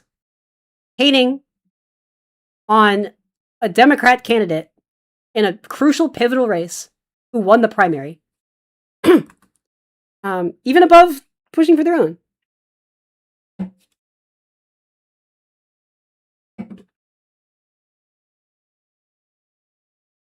Now here's what I think should happen, okay? We should all have candidates we want. And make the rule, hey, I'll say something good about your candidate if you say something good about mine. If you say something bad about my candidate, I'll say something bad about your candidate. Or I just won't talk about them because I'm a better person. Even that's a little unfair. But like this blue no matter who thing can't, like, they will say blue no matter who to get you to talk positively about their candidate or to work for their candidate when they have no intention of doing the same for you and they don't do the same for you. Vote blue no matter who is a good faith compact. And for blue to be worth anything, by the way, they have to support policies like that are generally liberal, which is can coexist with progressive or even technically socialist. But like, if Hitler is a candidate, just because you could win as Democrat does not mean you need to support him. All right, it has to represent. It's a shorthand heuristic for something. There's a breaking point. Obviously, we all know this. Like, obviously, words mean things.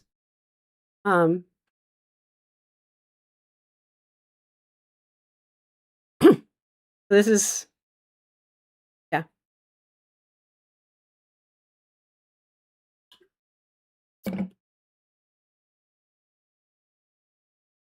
And so here's the thing, right? We've seen a ton of PR about Hong supporting Crowley. More than we saw for Steven supporting Abdul. But in both cases, it's weird that leftists are giving themselves more credit than they should. That's not fair. And especially given like the treatment of Stevens by Sayad fans, which got so bad and so sexist, like actually had to call it out, and it was still not enough. So that's weird. That's weird. That's bad. But even though that's equal, that was the norm. That's supposed to be the norm. And now leftists are pushing this narrative of moderate, establishment versus progressive divide, which is not really true. Candidate quality or policy stances anymore. They're pushing that narrative where, like, we should be grateful if they do the bare minimum and show up and don't trash a race. It's just really, really disrespectful, and it's really unfair, and it's a big, big, big double standard.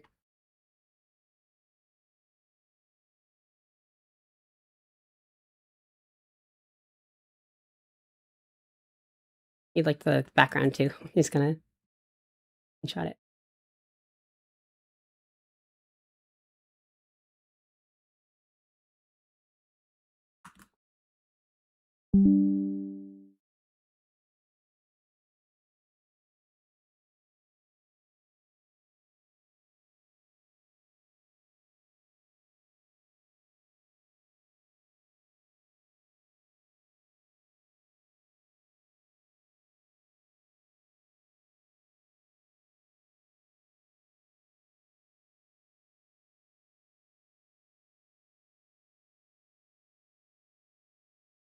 Wouldn't matter who to work. It needs to be a positive 1-for-1 trade. Be nice. Promote my candidate. I'll promote yours. Be kill of my candidate. Go fuck yourself.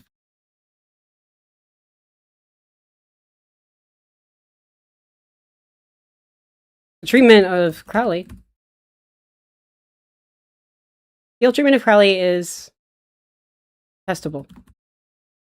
I'm trying to like tweet this and make something about this, right?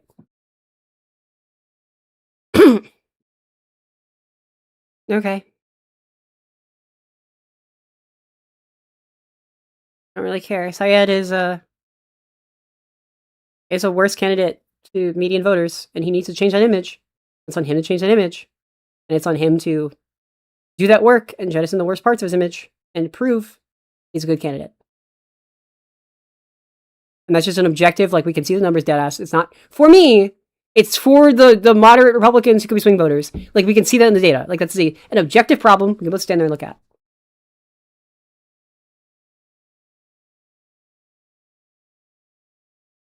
Um.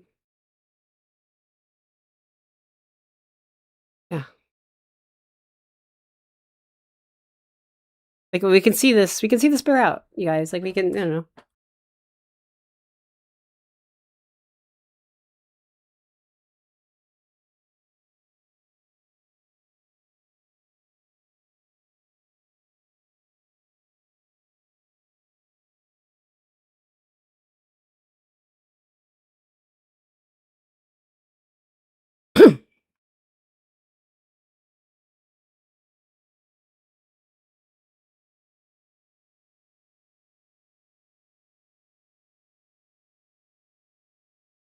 Um.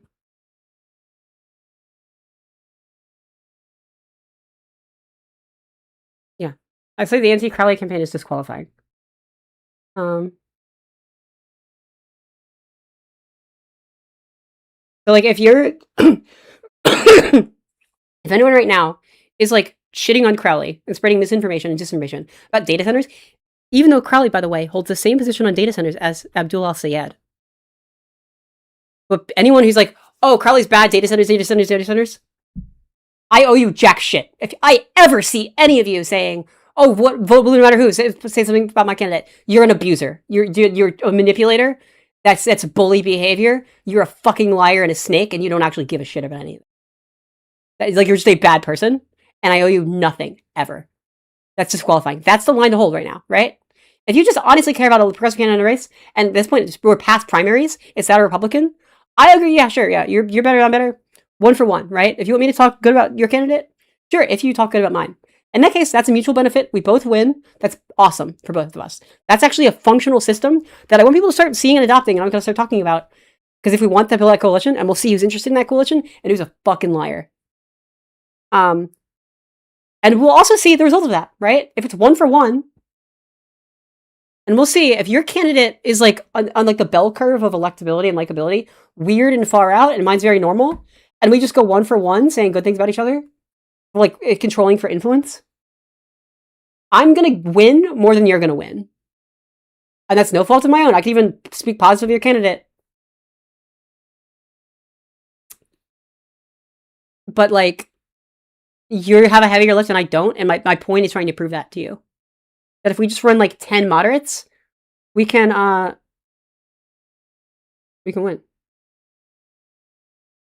Wait, who is shitting on Syed and what are they saying and why?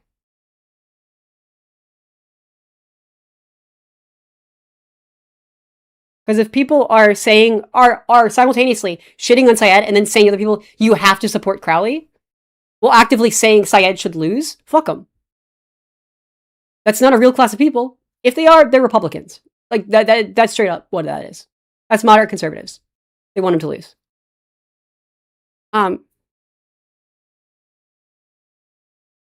That's a lie. It's not a Fringe webpage. Present time, you're a liar. You're a bad faith liar. And also, this bullshit claim, by the way, that this present time guy just, found the stream or whatever, that's a lie. He's been here before in previous days. He's a liar.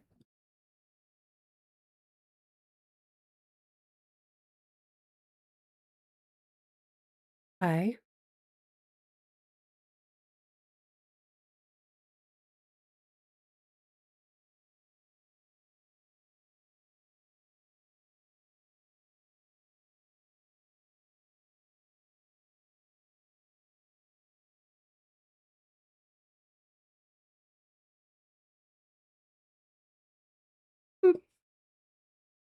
There. Should be banned now. DSA Watch? That guy just is against the... is like anti-DSA. What positions do you expect? Like, people have positions and reasons for them, and you can say that. But, like, you do not have the one-to-one comparable you think you have. 10 moderates who win. You know what Crowley has already done as county representative? His county leads the nation in reducing unhoused homelessness. He wants to scale up that plan statewide. He wants to build more affordable housing. Let more people start small businesses with new programs so they can create jobs for themselves and for others. And he's also backed by all the unions to create good paying jobs. with livable wages.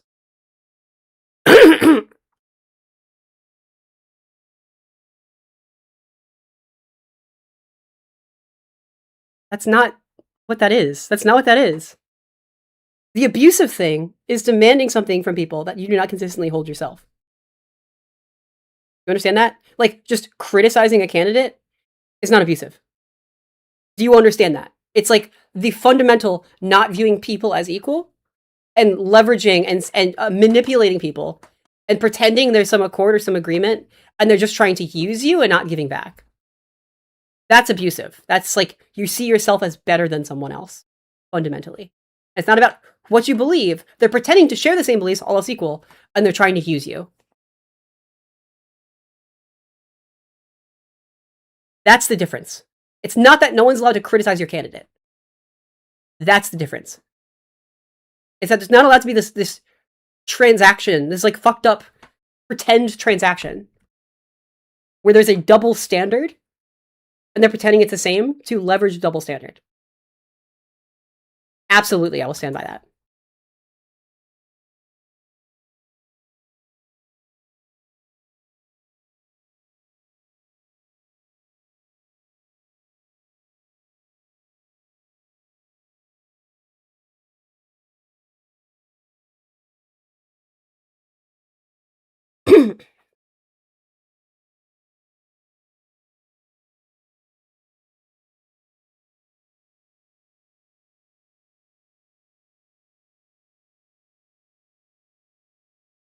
Yeah, see how they just disengaged right there? It's because they know like what they're saying does not hold up and it's not consistent and it's not followed through.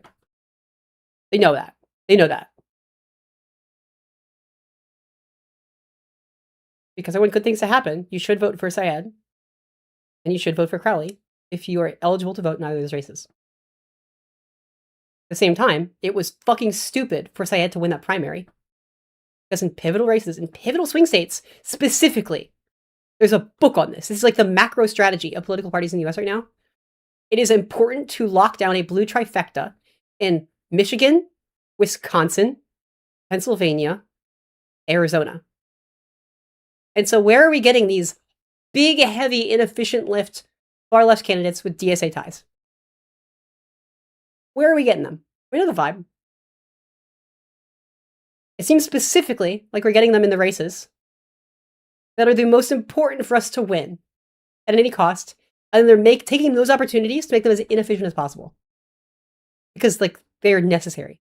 Which, in a panic, the Democrats will still put up resources to help pass, but it's making it harder. That's why Hong was uplifted and promoted financially by GOP groups, because they want to rat fuck that race and make us blow all over resources, desperately trying to like deal with it, like to win in spite of her rather than because of her, which limits our ability to win more races.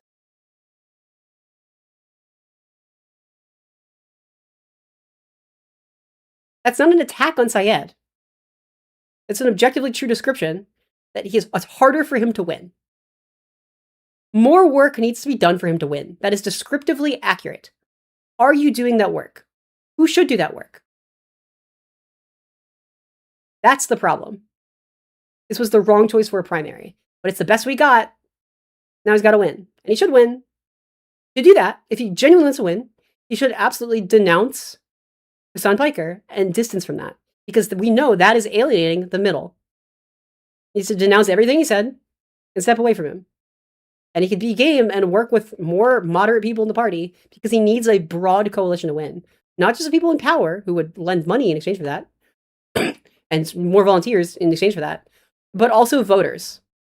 Because in that race, he alienated a lot of women and black voters. And you need to earn the trust of the black community. His goal right now, and I wish him luck in this goal, truly, is to win the support of the black community in Detroit, Michigan.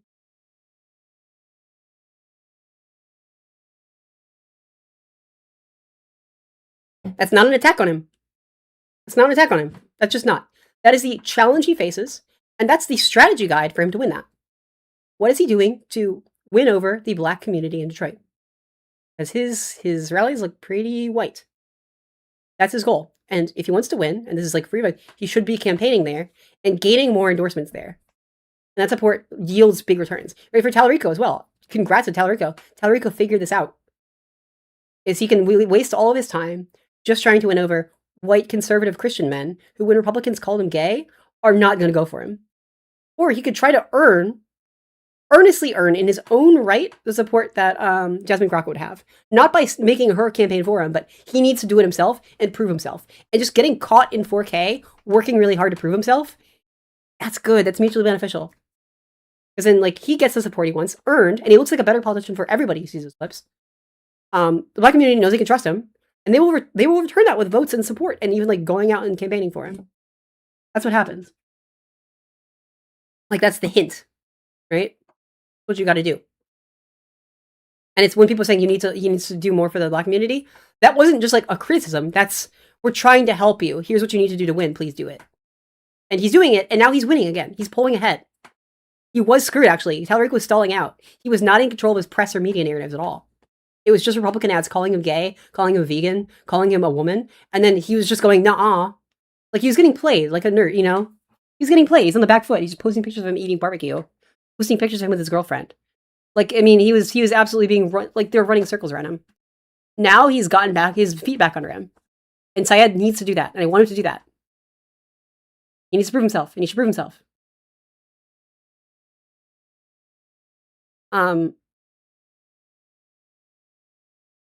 Like, I want him to win. That's what he should do. Crowley could maybe consider a data center moratorium. I don't think that's necessarily good policy on the merits of the policy and the socioeconomic impact of the policy long term. But if people keep making that a problem and keep complaining about that, making that a PR nightmare he needs to face, which is what they're doing, which is actually tanking electoral odds directly, that's not helping. That's not what you need to do. They're creating a problem. They're trying to stir up a news story to drag him down and depress turnout. If that's the case, he might need to change his position on that, and that would help him gain those people back. They're creating a problem to solve, rather than solving an existing problem. But in general, I think Crowley has better odds. And you can also campaign against that by standing on what he's actually stood on, which is creating jobs, well-paying jobs. People like well-paying jobs. People are still trying to sandbag Tallarico by bashing Crockett, yes. And there's a reason why Crockett's not campaigning with him. It's not her job, and it looks bad to be like, Black women do this for me. It actually looks bad to the Black community. It doesn't help. And there's a reason why Tallarico said, stop bashing Jasmine Crockett, because that's making my supporters look insane and racist, and that's also scaring away Black voters.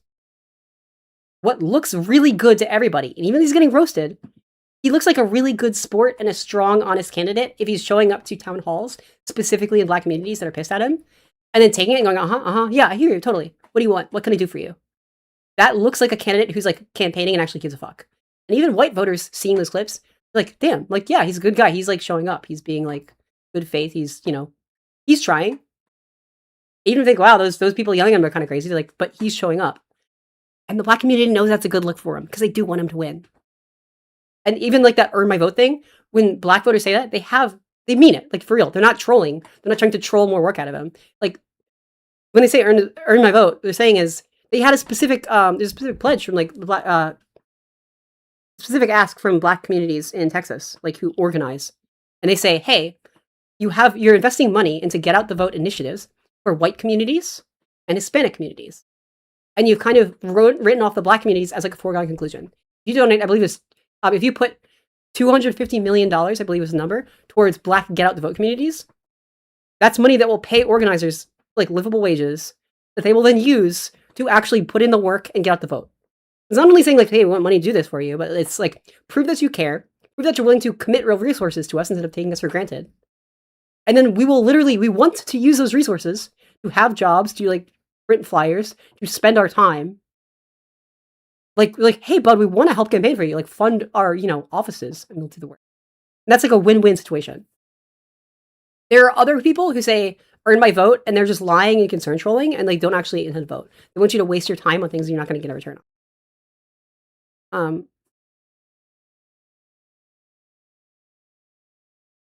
So James Tallarico has like actually been showing up to communities and like listening to people and like getting, which is good. And that's that's not a troll. Like that's okay. Yeah, he's doing the work. He's doing the right thing. So if Syed wants to win, Syed needs to do that same thing, like earn those endorsements. And that's why Bernie Sanders always underperformed. If Bernie Sanders like tried harder with the black communities, he'd be president right now. But like that's the areas where he was lacking. He just had two consecutive election cycles where he tried and stood a fair chance of winning the presidential primary, and he thought he could court white working class dudes by like not talking about racial issues, and then he just assumed black voters would just come through for him anyway, and he didn't need to try that hard. And he did not actively put in the work to build those like networking connections with like black community leaders and black churches in the South. And then he did not get the votes there. Clinton did. Hillary Clinton did, because Hillary Clinton is married to Bill Clinton, and Bill Clinton has a really good record showing up for the black community. Like he cares. He stood up for everybody. There's one news article where someone called Bill Clinton like the first black president. He was a boy from the South who did not have a big family connections and was seen as kind of cool, culturally cool, and like not meant to win, not meant to be taken seriously. And Bill Clinton tried to prove like anyone can, and he stood up for people. Joe Biden won because Joe Biden was willing to put his reputation as like a long-standing like white man in government and run as Obama's VP, and stood with him and like vouched for him and gave him a lot of credibility among a very racist, very evangelical, conservative, dominant 2008 landscape. And say, I think Obama's the guy. I mean, that's great. That's cool, And Joe Biden talked all the time about like we need to build generational wealth in black communities. Yeah, he built the ties he needed to win. So that's why Abdullah Syed needs to do more. He needs to carry more. Because you underestimate certain groups of people. They feel like you don't respect them. Why would they respect you back? And we should especially be grateful to the groups of people who do turn out the most and lock in. Like, don't abandon them. So, yeah. No, that's what needs to happen. Sorry. Woke is back on the menu. Need to be inclusive, need to be diverse. Don't abandon trans rights and the LGBT community. They have a lot of power, like nonprofits and media orgs. We care. We want to turn out. We can donate to. And trans people don't want to feel abandoned. And I think it's a bad look, principally overall, if it looks like you're willing to throw minority groups under the bus. Don't abandon trans people. Don't abandon black people. Don't abandon Jewish people. Black people. Yeah, black women are the core of the Democratic Party. Like by the numbers. And if you look at how Abdullah Syed underperformed, it looks like a lot of these white leftists, as much as they say they're, oh, this is the key, you just need to be like this, they hardly show up themselves. Like, it was not the Hong blowout. They told us it would be. But it's kind of a game. It's not super serious.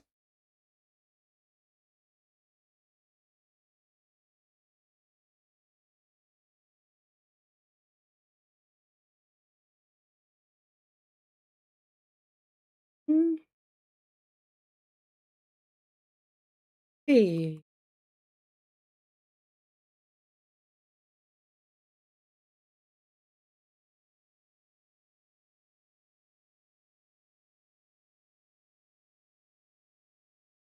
Oh.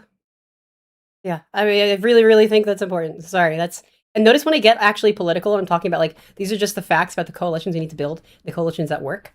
It's also no coincidence, by the way, that 4chaners really want to boost with bots and stuff. Hey guys, you know who should really win the Democratic Party? A guy with a Nazi tattoo.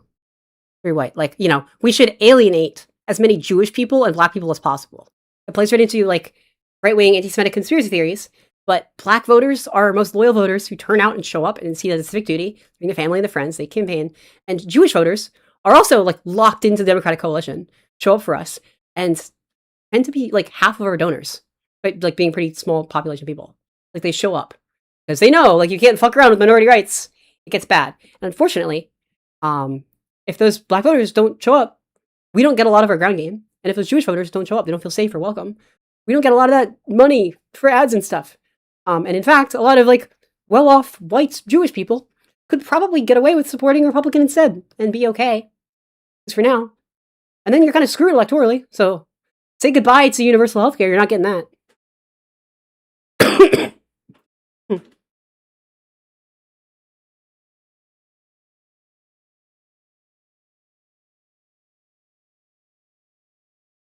Okay, cool. So I will. Yeah, Food Shops wanted to talk. I don't really know her too much, but she reached out to me. Snarkers, and I think is like a good voice. It's good to have like another female voice in the space who advocates against these like weirdos. I think okay, so and watch the segment. So I will watch the segment live. We'll see how that goes. Might be weird. I'm sorry if it is. But yeah, this is like this narrative that like the left has put. We need to break because it's just not based on anything.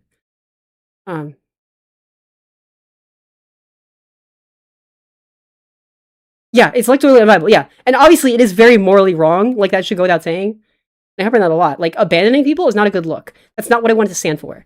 That's not right. It's not good. Like it's not what I'm about. When I say blue, no matter who, like the core of what blue is to me is liberalism, which is egalitarianism, liberty, and consent of the governed. So, like those are the three pillars. Like the fact that like we're all here, we're all equal, we're all people. That's what it needs to be about. Listen, okay? Okay. The way that the Snarkers do things is that they will try to harass everybody that's around Steven, obviously, or around whatever content creator it is. Food Ethan Shops. Klein, blah, blah, blah. And what they'll do is that they will attack in order to isolate the new content creator away from Steven. So they either have to develop on their own without the support, or they just quit content creation. That is basically their goal. Their goal is to make sure that you need to be able to starve Steven of networking opportunities and starving him of contacts, starving him of orbiters, blah blah blah. Now I can Because see if you chat. starve his connections, then This is really, really that true. will basically fuck his own career up, right? Because with nobody to talk to, nobody to bounce ideas off, nobody to team up with, nobody to canvas with, nobody to I mean, you need manpower, right? You This is need really, really true. Isolation is a big part of it. a natural strategically. ecosystem of streamers in one community in order to get things going, any kind of project, right?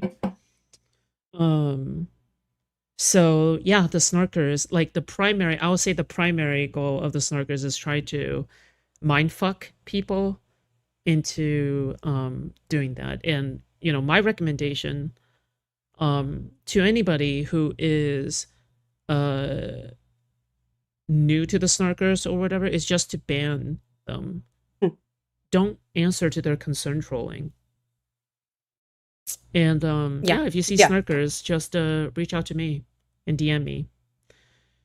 But truly, don't engage with like all because of the then it will notify me. bad stuff. I can send They want people attention. from my side gives them, over frankly, there to the support purpose. you.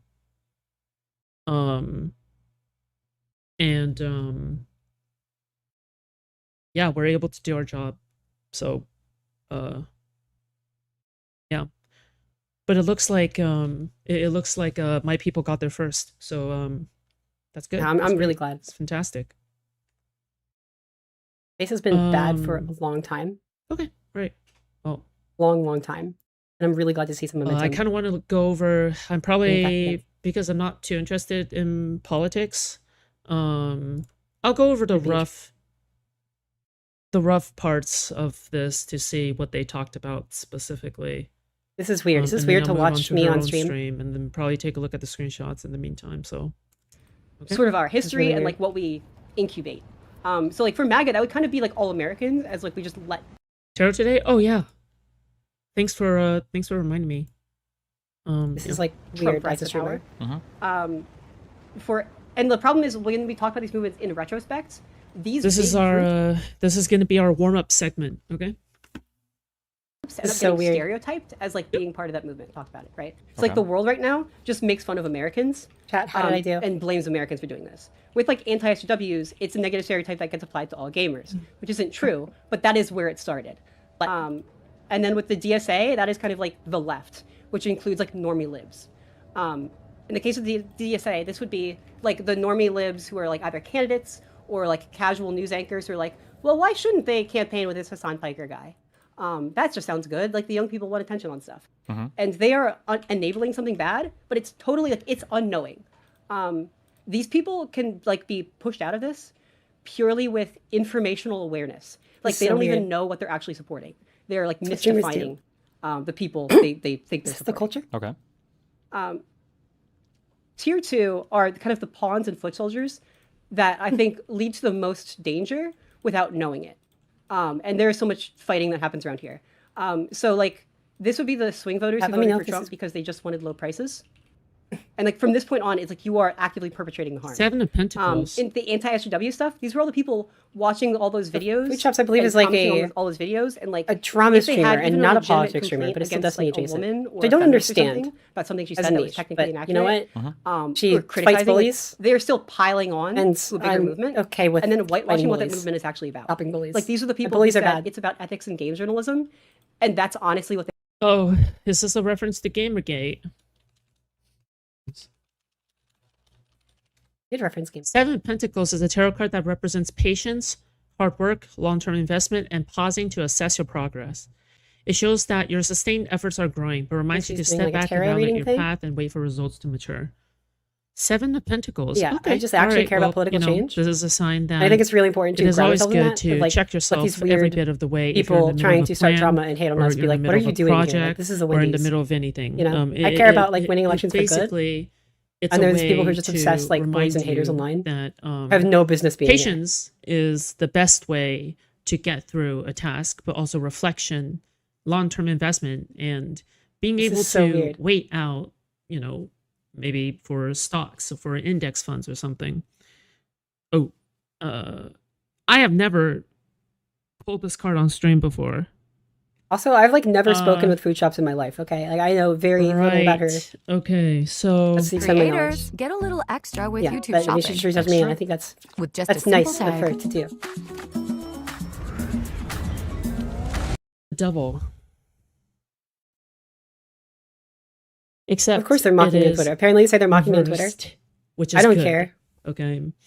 I really So don't the care. Reverse devil tarot card signifies And that's the thing too. I breaking think free from that toxic Steven, bonds, and he to me is just like a guy overcoming called Steven. addictions, and I letting don't think go he's of like anything self-limiting special. beliefs. I just wanted to talk It to him marks about a this. turning Like, point where you he's having a take real back your conversation personal about power, like drop bad habits, seeing a and see real through movement unhealthy falling into a illusions, hate movement. or Right, I'm gonna turn this codependency. audio. Okay. So what that means? So the devil. When I see like the left falling into the hate movement, in the same way, like people were like, "Oh, I just care about ethics and games journalism," and then it got rotten and evil fast. Short-term And like, yeah, the Tea happiness, Party, and then that got except rotten and evil long-term fast. suffering, I see the same thing where, happening, but let's now just like say on you're my trapped turf, in a cycle and I want to like of push back against abuse, that and give you're him the trapped in a language to like cycle define and describe that. of, Because it's something I've pain, already talked about on my own stream, but I just want to see like you're the unable bigger, to let go put that in the because zeitgeist. Here's you some are words and some so language you can use attached to to, talk about this. And I was like, this is.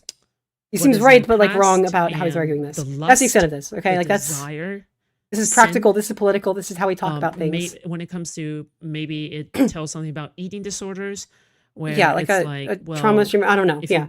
if So you I have think a it's binge very, eating really, very disorder, important. like So I I'm did, having a real okay, political conversation here, right? I have I real still political do. goals, You don't and I really have get rid of like an them. actual. I have a digital media degree. If you have a binge I've eating taken classes disorder, on like the dynamics of you, online spaces and the history of them. you How they can't develop. stop And you got A eating in the pluses, short and term they've because you written keep on telling extensive yourself, papers. Okay, tomorrow I'm going to change. Tomorrow I'm going to change. So like I Tomorrow think I'm it's gonna really change. important we understand the And then landscape we're tomorrow in, and then we start comes. executing You're always actual trapped strategies in there. We've in been a floundering for perpetual cycle years. of torment in hell, so to speak.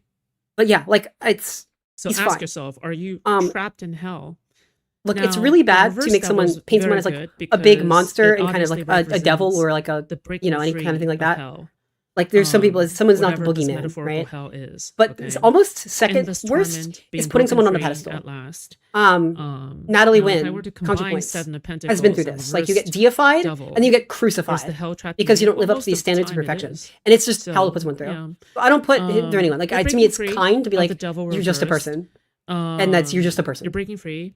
Steven is just a person, and he has take a step flaws back and biases to in some ways. invest long term. He in what is truly important. It's really crouchy. and Like a lot of profitable people do and this. They brings get you they think they're happiness, correct about okay? something, So and they get again, like reverse all up in devil that. They don't leads realize that on like to communication is a separate Seven bucket. of Pentacles. Okay, right, makes sense. And finding a way to be like, hey, this person is All right. wants to be on your side, but is functioning as an op is different than like Okay, they're just well, an op. that's Like today's having reading. words for that is really, really useful. I think. Okay, anyway, sorry. to break about through and to the not alienate technically people it's a in a sidetrack. conversation in a space.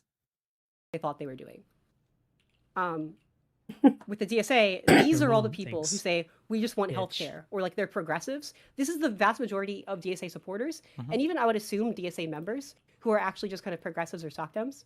And honest to God, think it's just about healthcare. And Wait, okay. If a Me New confused about this. Zealander, okay, New Zealand definition of lovely. yeah, I love that. Yeah, there's two ways to dehumanize someone. One is to make Yeah, them less that's human. not- The other is to make them more. That's Absolutely, fine. like Who 100%. cares? Yeah, I mean, A huge, being huge, huge told by problem. Alish that lovely in Aussie terms means dumb bitch. But yeah, these snarker types are like so I irrelevant. don't think that's true. There's not enough of them. It's just like they're stalkers. I'm sorry, we should just call them stalkers. That's what they are. Because They're weird, creepy Mantis cyber stalkers. is not Aussie. Mantis is from New Zealand. So I believe the New Zealand lovely is just pleasant, nice, the rest of the Western world. Yeah, I don't know. Mantis is not snarking you, Alish. Okay, I don't know if you're watching right now, but Oh, no, sir. in case you watch back, Mantis is not snarking you. Okay, for real. Okay, I don't know why you're saying this. You're fine, bro. Let's see how this Progressive I don't know policies. how this works. Okay.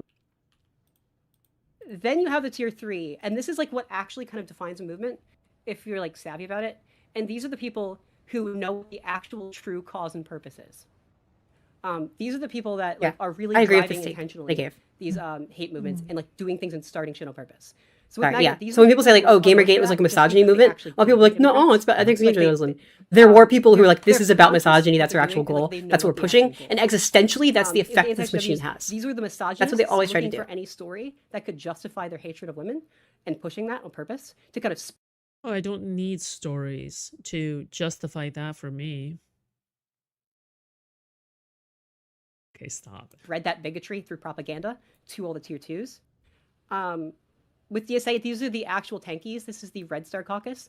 These are the people who understand the difference between a social democrat and a democratic socialist and are knowingly democratic socialists for realsies and want a revolution. For realsies? This is driven by a lot of like jealousy of their own privilege that they want to kind of take out on the world around them.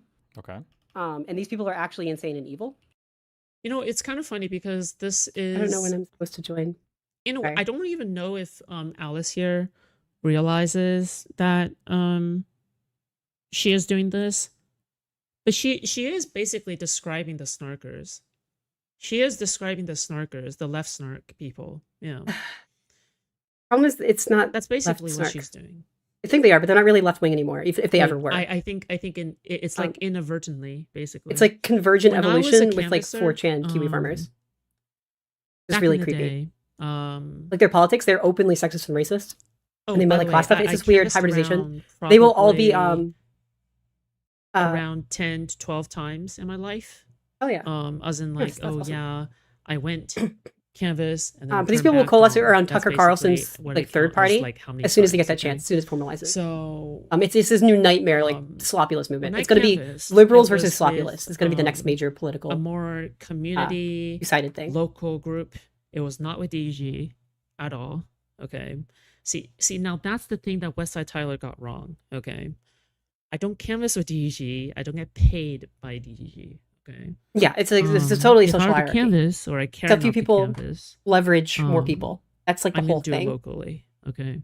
Not with DG. No. But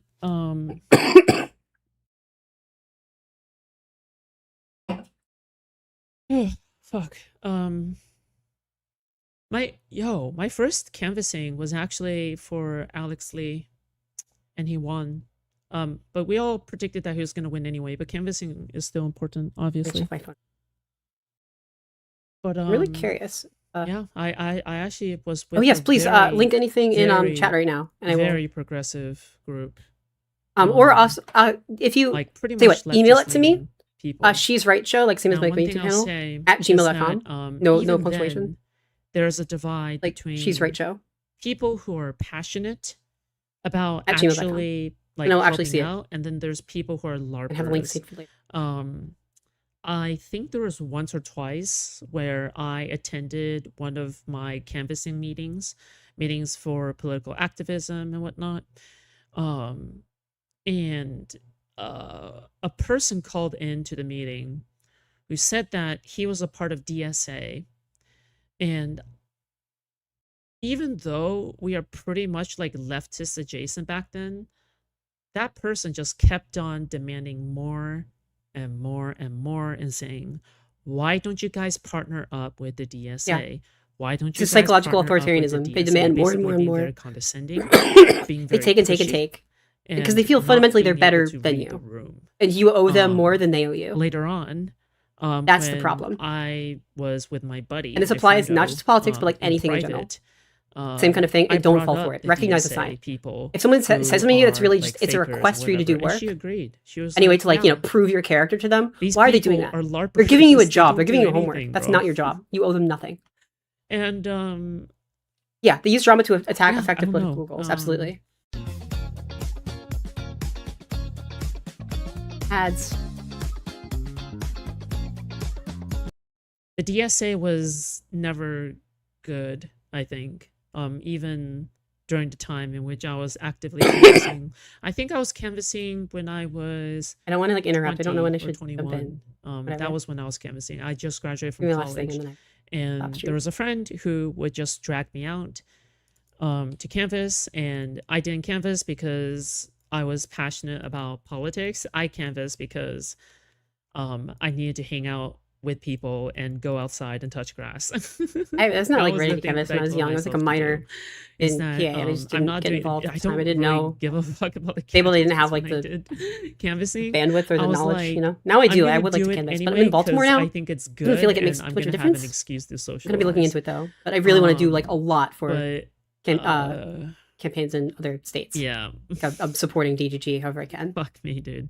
Anyway, I mean, it's not With like event they're gonna planning. say no, right, to a helping hand, but yeah. Okay. And this is what we need to like let people know is actually going on here. Then you have the tier 4s, which is like the Poser? How could I be a poser if all I say every day is, I fucking hate politics. I love covering drama. watching you.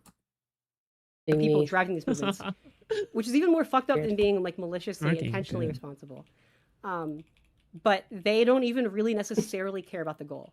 So like Good. with MAGA, at the top of it is like Trump content. and like Putin, who don't even necessarily agree with all the bigoted Hi, Alice. Hello. shit. They don't like. They're not passionate about it. They just don't care. They're mostly in it for like money or power. Yeah, it's the CIA Um, sabotage field manual. Absolutely. Like Putin just clearly wants to I'll undermine pull that up. the West. Trump just likes attention and money, and is willing to deal with whatever political group enables him to do that. I personally cannot stand watching myself. I can't do it. I can do it. um, It's easy. It's just too cringe. I can't watch myself. I see myself and I'm like, I feel secondhand embarrassment towards myself. And Nah. I'm like, I am Be good. courageous, okay? And these Yeah. are the people who are not really worth debating with, because when they're just trying to grift and min-max for that, they're going to be more Max. mimetically effective. Like that's what their whole career is. So like lots of grifters like Tim Pool, or like Steven Crowder, like is reported as like off script. Steven Crowder would like literally apologize to like I think Blair White or whatever, saying like, yeah, I don't Hello, that's that? Are you saying this is this and that is that? actually hate trans. So women. weird. Stuff like that. Like it's just embarrassing. Okay.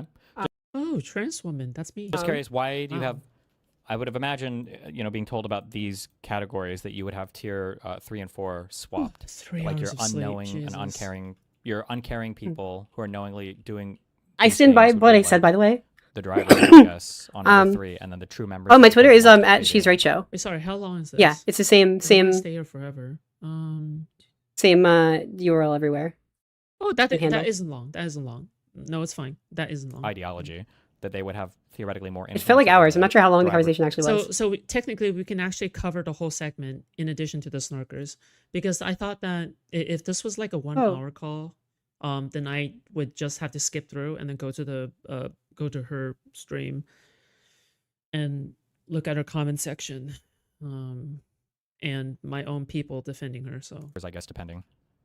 I really I appreciate think it. the It drivers free are truly in chucks, like control. I mean, everyone is positive kind support of is what we need stakeholder right now in the space. Sure. to the It's people on the absolutely right. what we Like, need we're- like, everywhere. the people will give views and attention. Let the and money weirdos to be people shown on as the right. weirdos and not have this And you narrative create that like the market demand they're for the it, dominant force because but they're then the not tier by the 4 people are numbers actually by doing it. anything. And the way you can actually break people who are like tier 3, like true believers in a cause, is to show them that the people they look to as leaders might not actually care at all and are just kind of using them, and they get like disillusioned. That's There's why the MAGA is CIA breaking field down right manual. now, We're trying to read is through, because they're realizing like no one's actually cares about releasing the but it's FC just a files. lot of plain text. I I'll guess look I through feel it like cult leaders and stuff. Sure. later.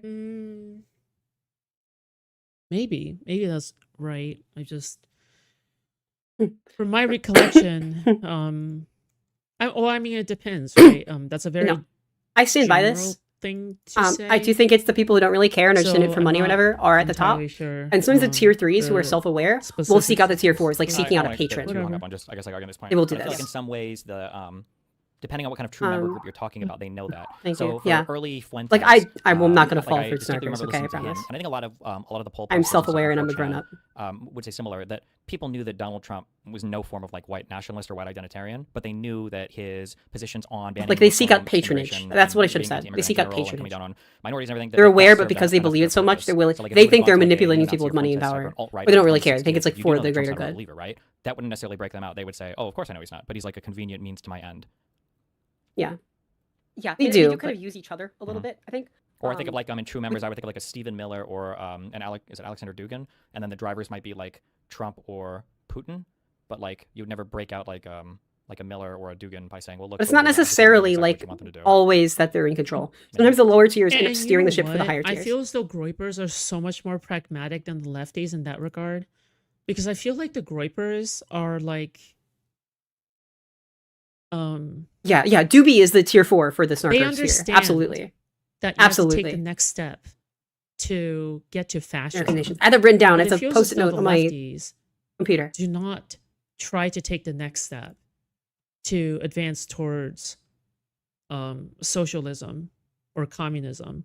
In fact, they think that participating in the electoral process at all is a bad thing.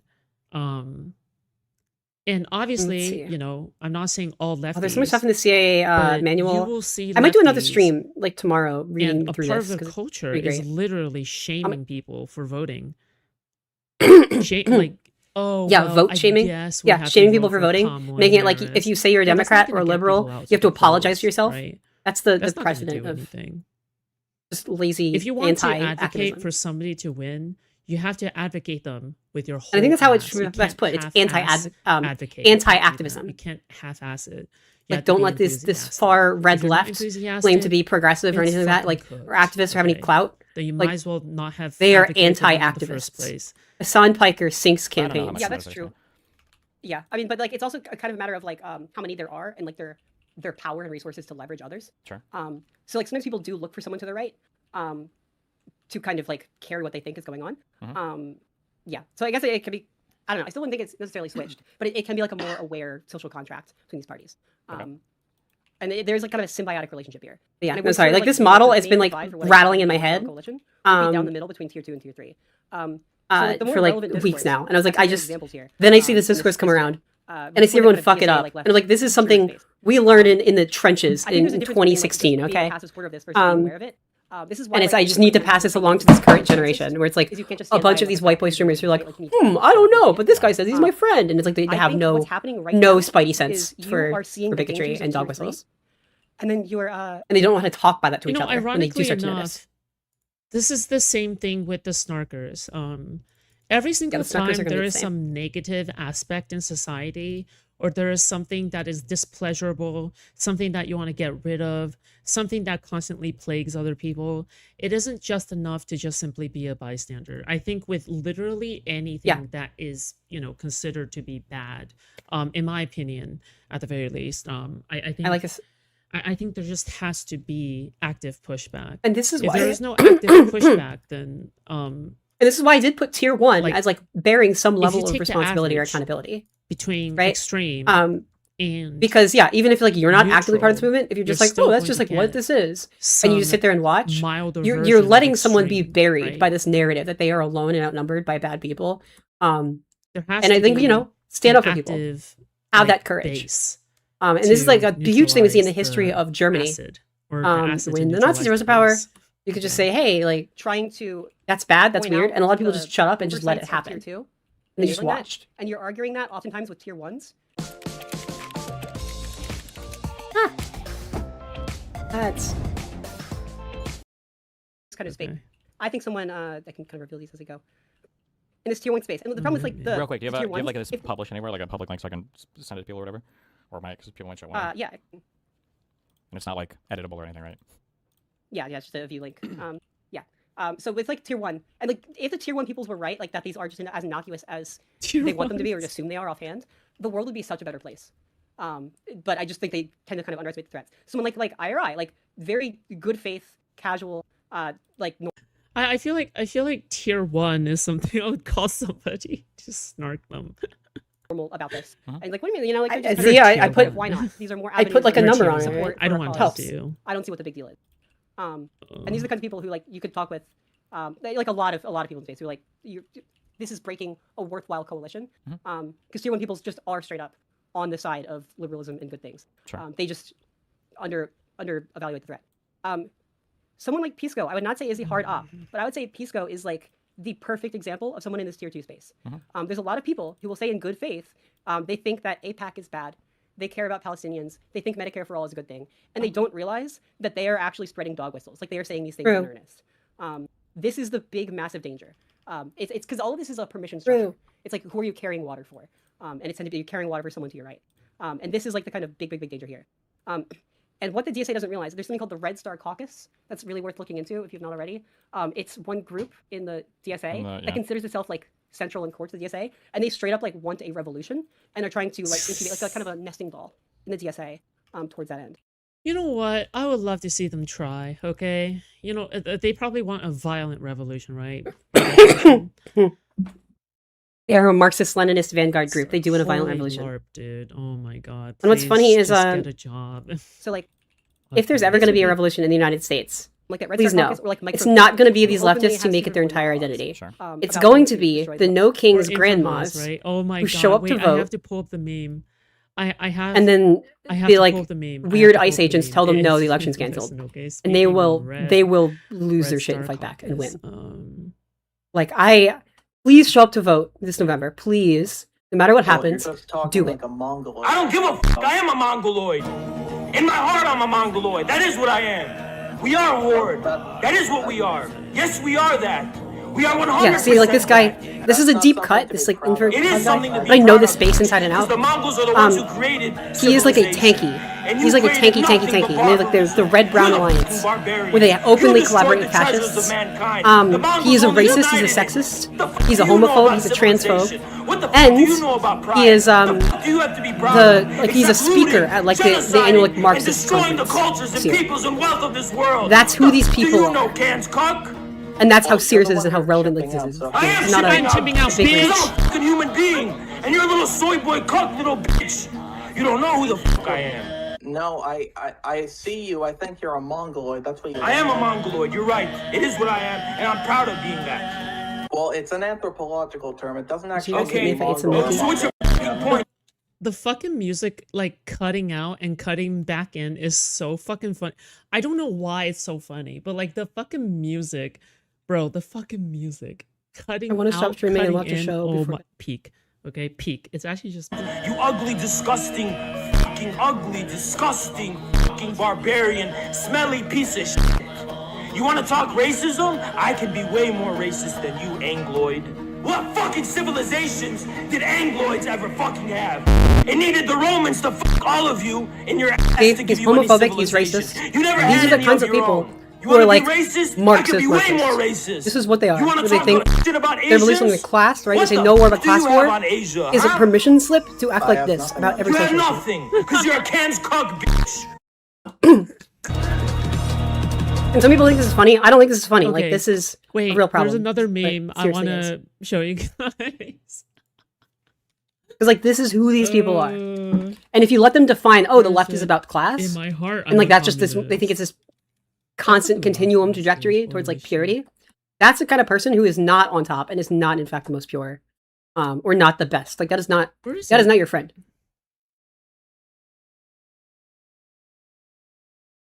Like Oh my god, I do seriously Haas reject is that. so.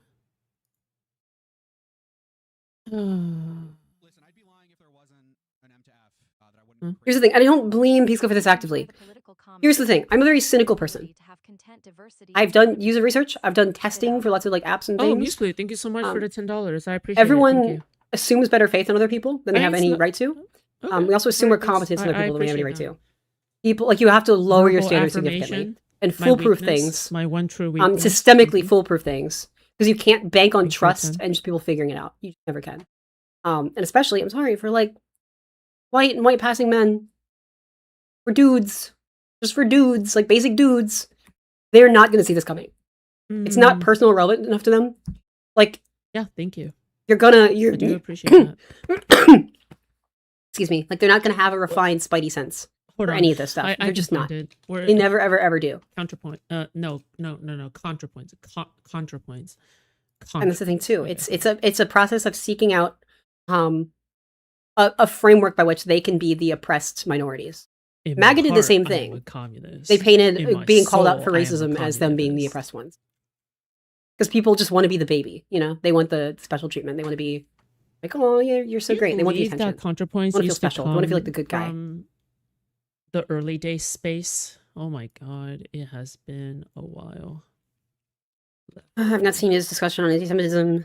Link it, and we can watch it tomorrow. I don't know. But it's going to be a lot of naivete. I'm going to Is that- assume. I think is that Pisco is a ContraPoints arguing with is a Hassan? nice person. I think he's a good guy. Like he's super sweet. Like no one has any problem. You know, YouTube a age problem with restricted Pisco. my video incels. He's sweet. He's a good faith guy. I like Pisco. But yeah. People fall down lows. People just fall for stuff all the time, and people get manipulated by stuff all the time. And there's active people trying to manipulate Pisco through appearances of normality. And I wish he was more aware of that, because I like Pisco as a person. I want him to succeed. Maybe I should go and to be an into advocate her for good media? things, and be normal. Let me try this. The Democratic Party. And the Sorry. weird thing, and it's hard to really tell, especially the further they are in, And they they get have to better cut. at lying and hiding where they are, and they will kind of slide around a lot. This could be someone like Hassan, arguably, like, depending. It's not really sure, like, to the extent to which it's unironic Maoism versus, like, attention and money. I have to and stop power. But, like, streaming. this is the kind of thing, right? It's more I have and to more stop valuable. streaming and go to bed. And I'm this is, sorry. like, I'll the talk sphere with of Free it. Shops some other day. I In think. general, it helps to focus on, like, My throat hurts. actually just showing, without much editorializing, what Tier 3 actually is and the impact they've actually had. And that's kind of what historically breaks Tier 2s out of it. Like people who are really into like Gamergate and stuff, like they're like, I just care about ethics and games journalism, and they realize like, oh, you like drove someone to be severely depressed and kind of ruin their life. Like that's kind of what that is. Like if you just spotlight the thing to the right. Oh, are we talking about Gamergate? Oh my god. Gamergate is I believe I described Gamergate as proto-snarking. Connor went on Pisco stream to bitch about what? Me or what? Steven? Okay, well, regardless.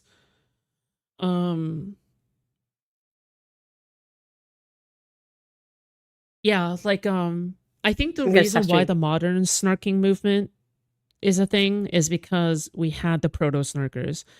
What I'm talking Yeah, now, these for people movements who build on are each other to new to the iterate. term, I coined the term. And that was my point, okay, too. because I need a way to refer to it. So this was my point as well. Like this is why I use these three different movements as examples. It's because of stuff like this. It's because this is really just one movement that has slowly and steadily been evolving and trying again and finding its way to run the playbook a little smarter each time into new spaces. And oh boy, in the same way that like 2016 like liberal women online just kind of came up as like cringe SJWs and were super naive and obnoxious and like let in a bunch of like really bad takes or really bad looks that gave Gamergate legs. Those are the same, like that is the mark of a person who's being targeted for like this DSA infiltration with anti-Semitism and racism. Because it's this big like social identity and like, I'm a good person, wow. And it's like you do not have discernment to like read the room and see the room you're in and the reception this is getting and the effect this is having. It's why I think it was like it backfired for the left in like 2016. It backfired. Like the SJWs like just got caught up in the clout and the cloud of a movement and were not like actually coming off as like state and normal like they thought they were. and just let things get lazy and then just like created embarrassing bad looks again and again and again that are to this day pulling down candidates in actual races like Francesca Hong.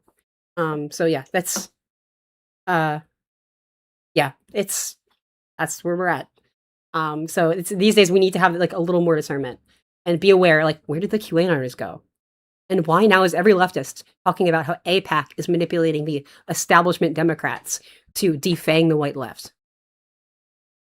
Like, be a little self-aware. And I think some people are just generally more prone to populism and being a part of a thing and just, being manipulated. So a lot of people just bounce from one movement to another.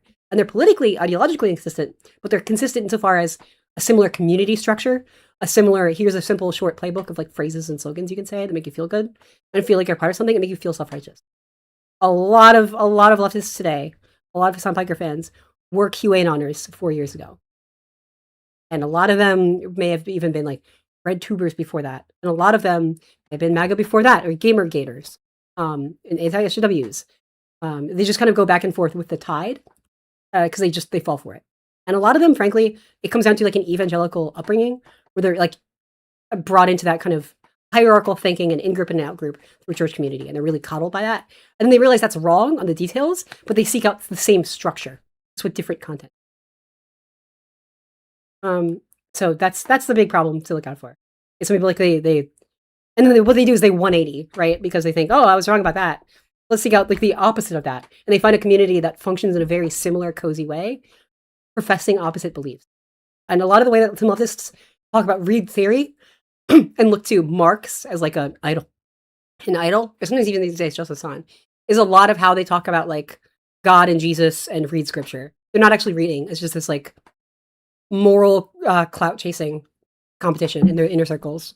And this like to the macro narrative of we're the good guys and we can't even trust or listen to the outsider group. Yeah, like the Bernie bros to MAGA. Absolutely. Yeah. Like they're primed for it. It's not their fault. You're primed for it. It's like very common in America. They're primed for a certain kind of thing. Cults, religious upbringing. So yeah, I'll leave you with that. I'm going to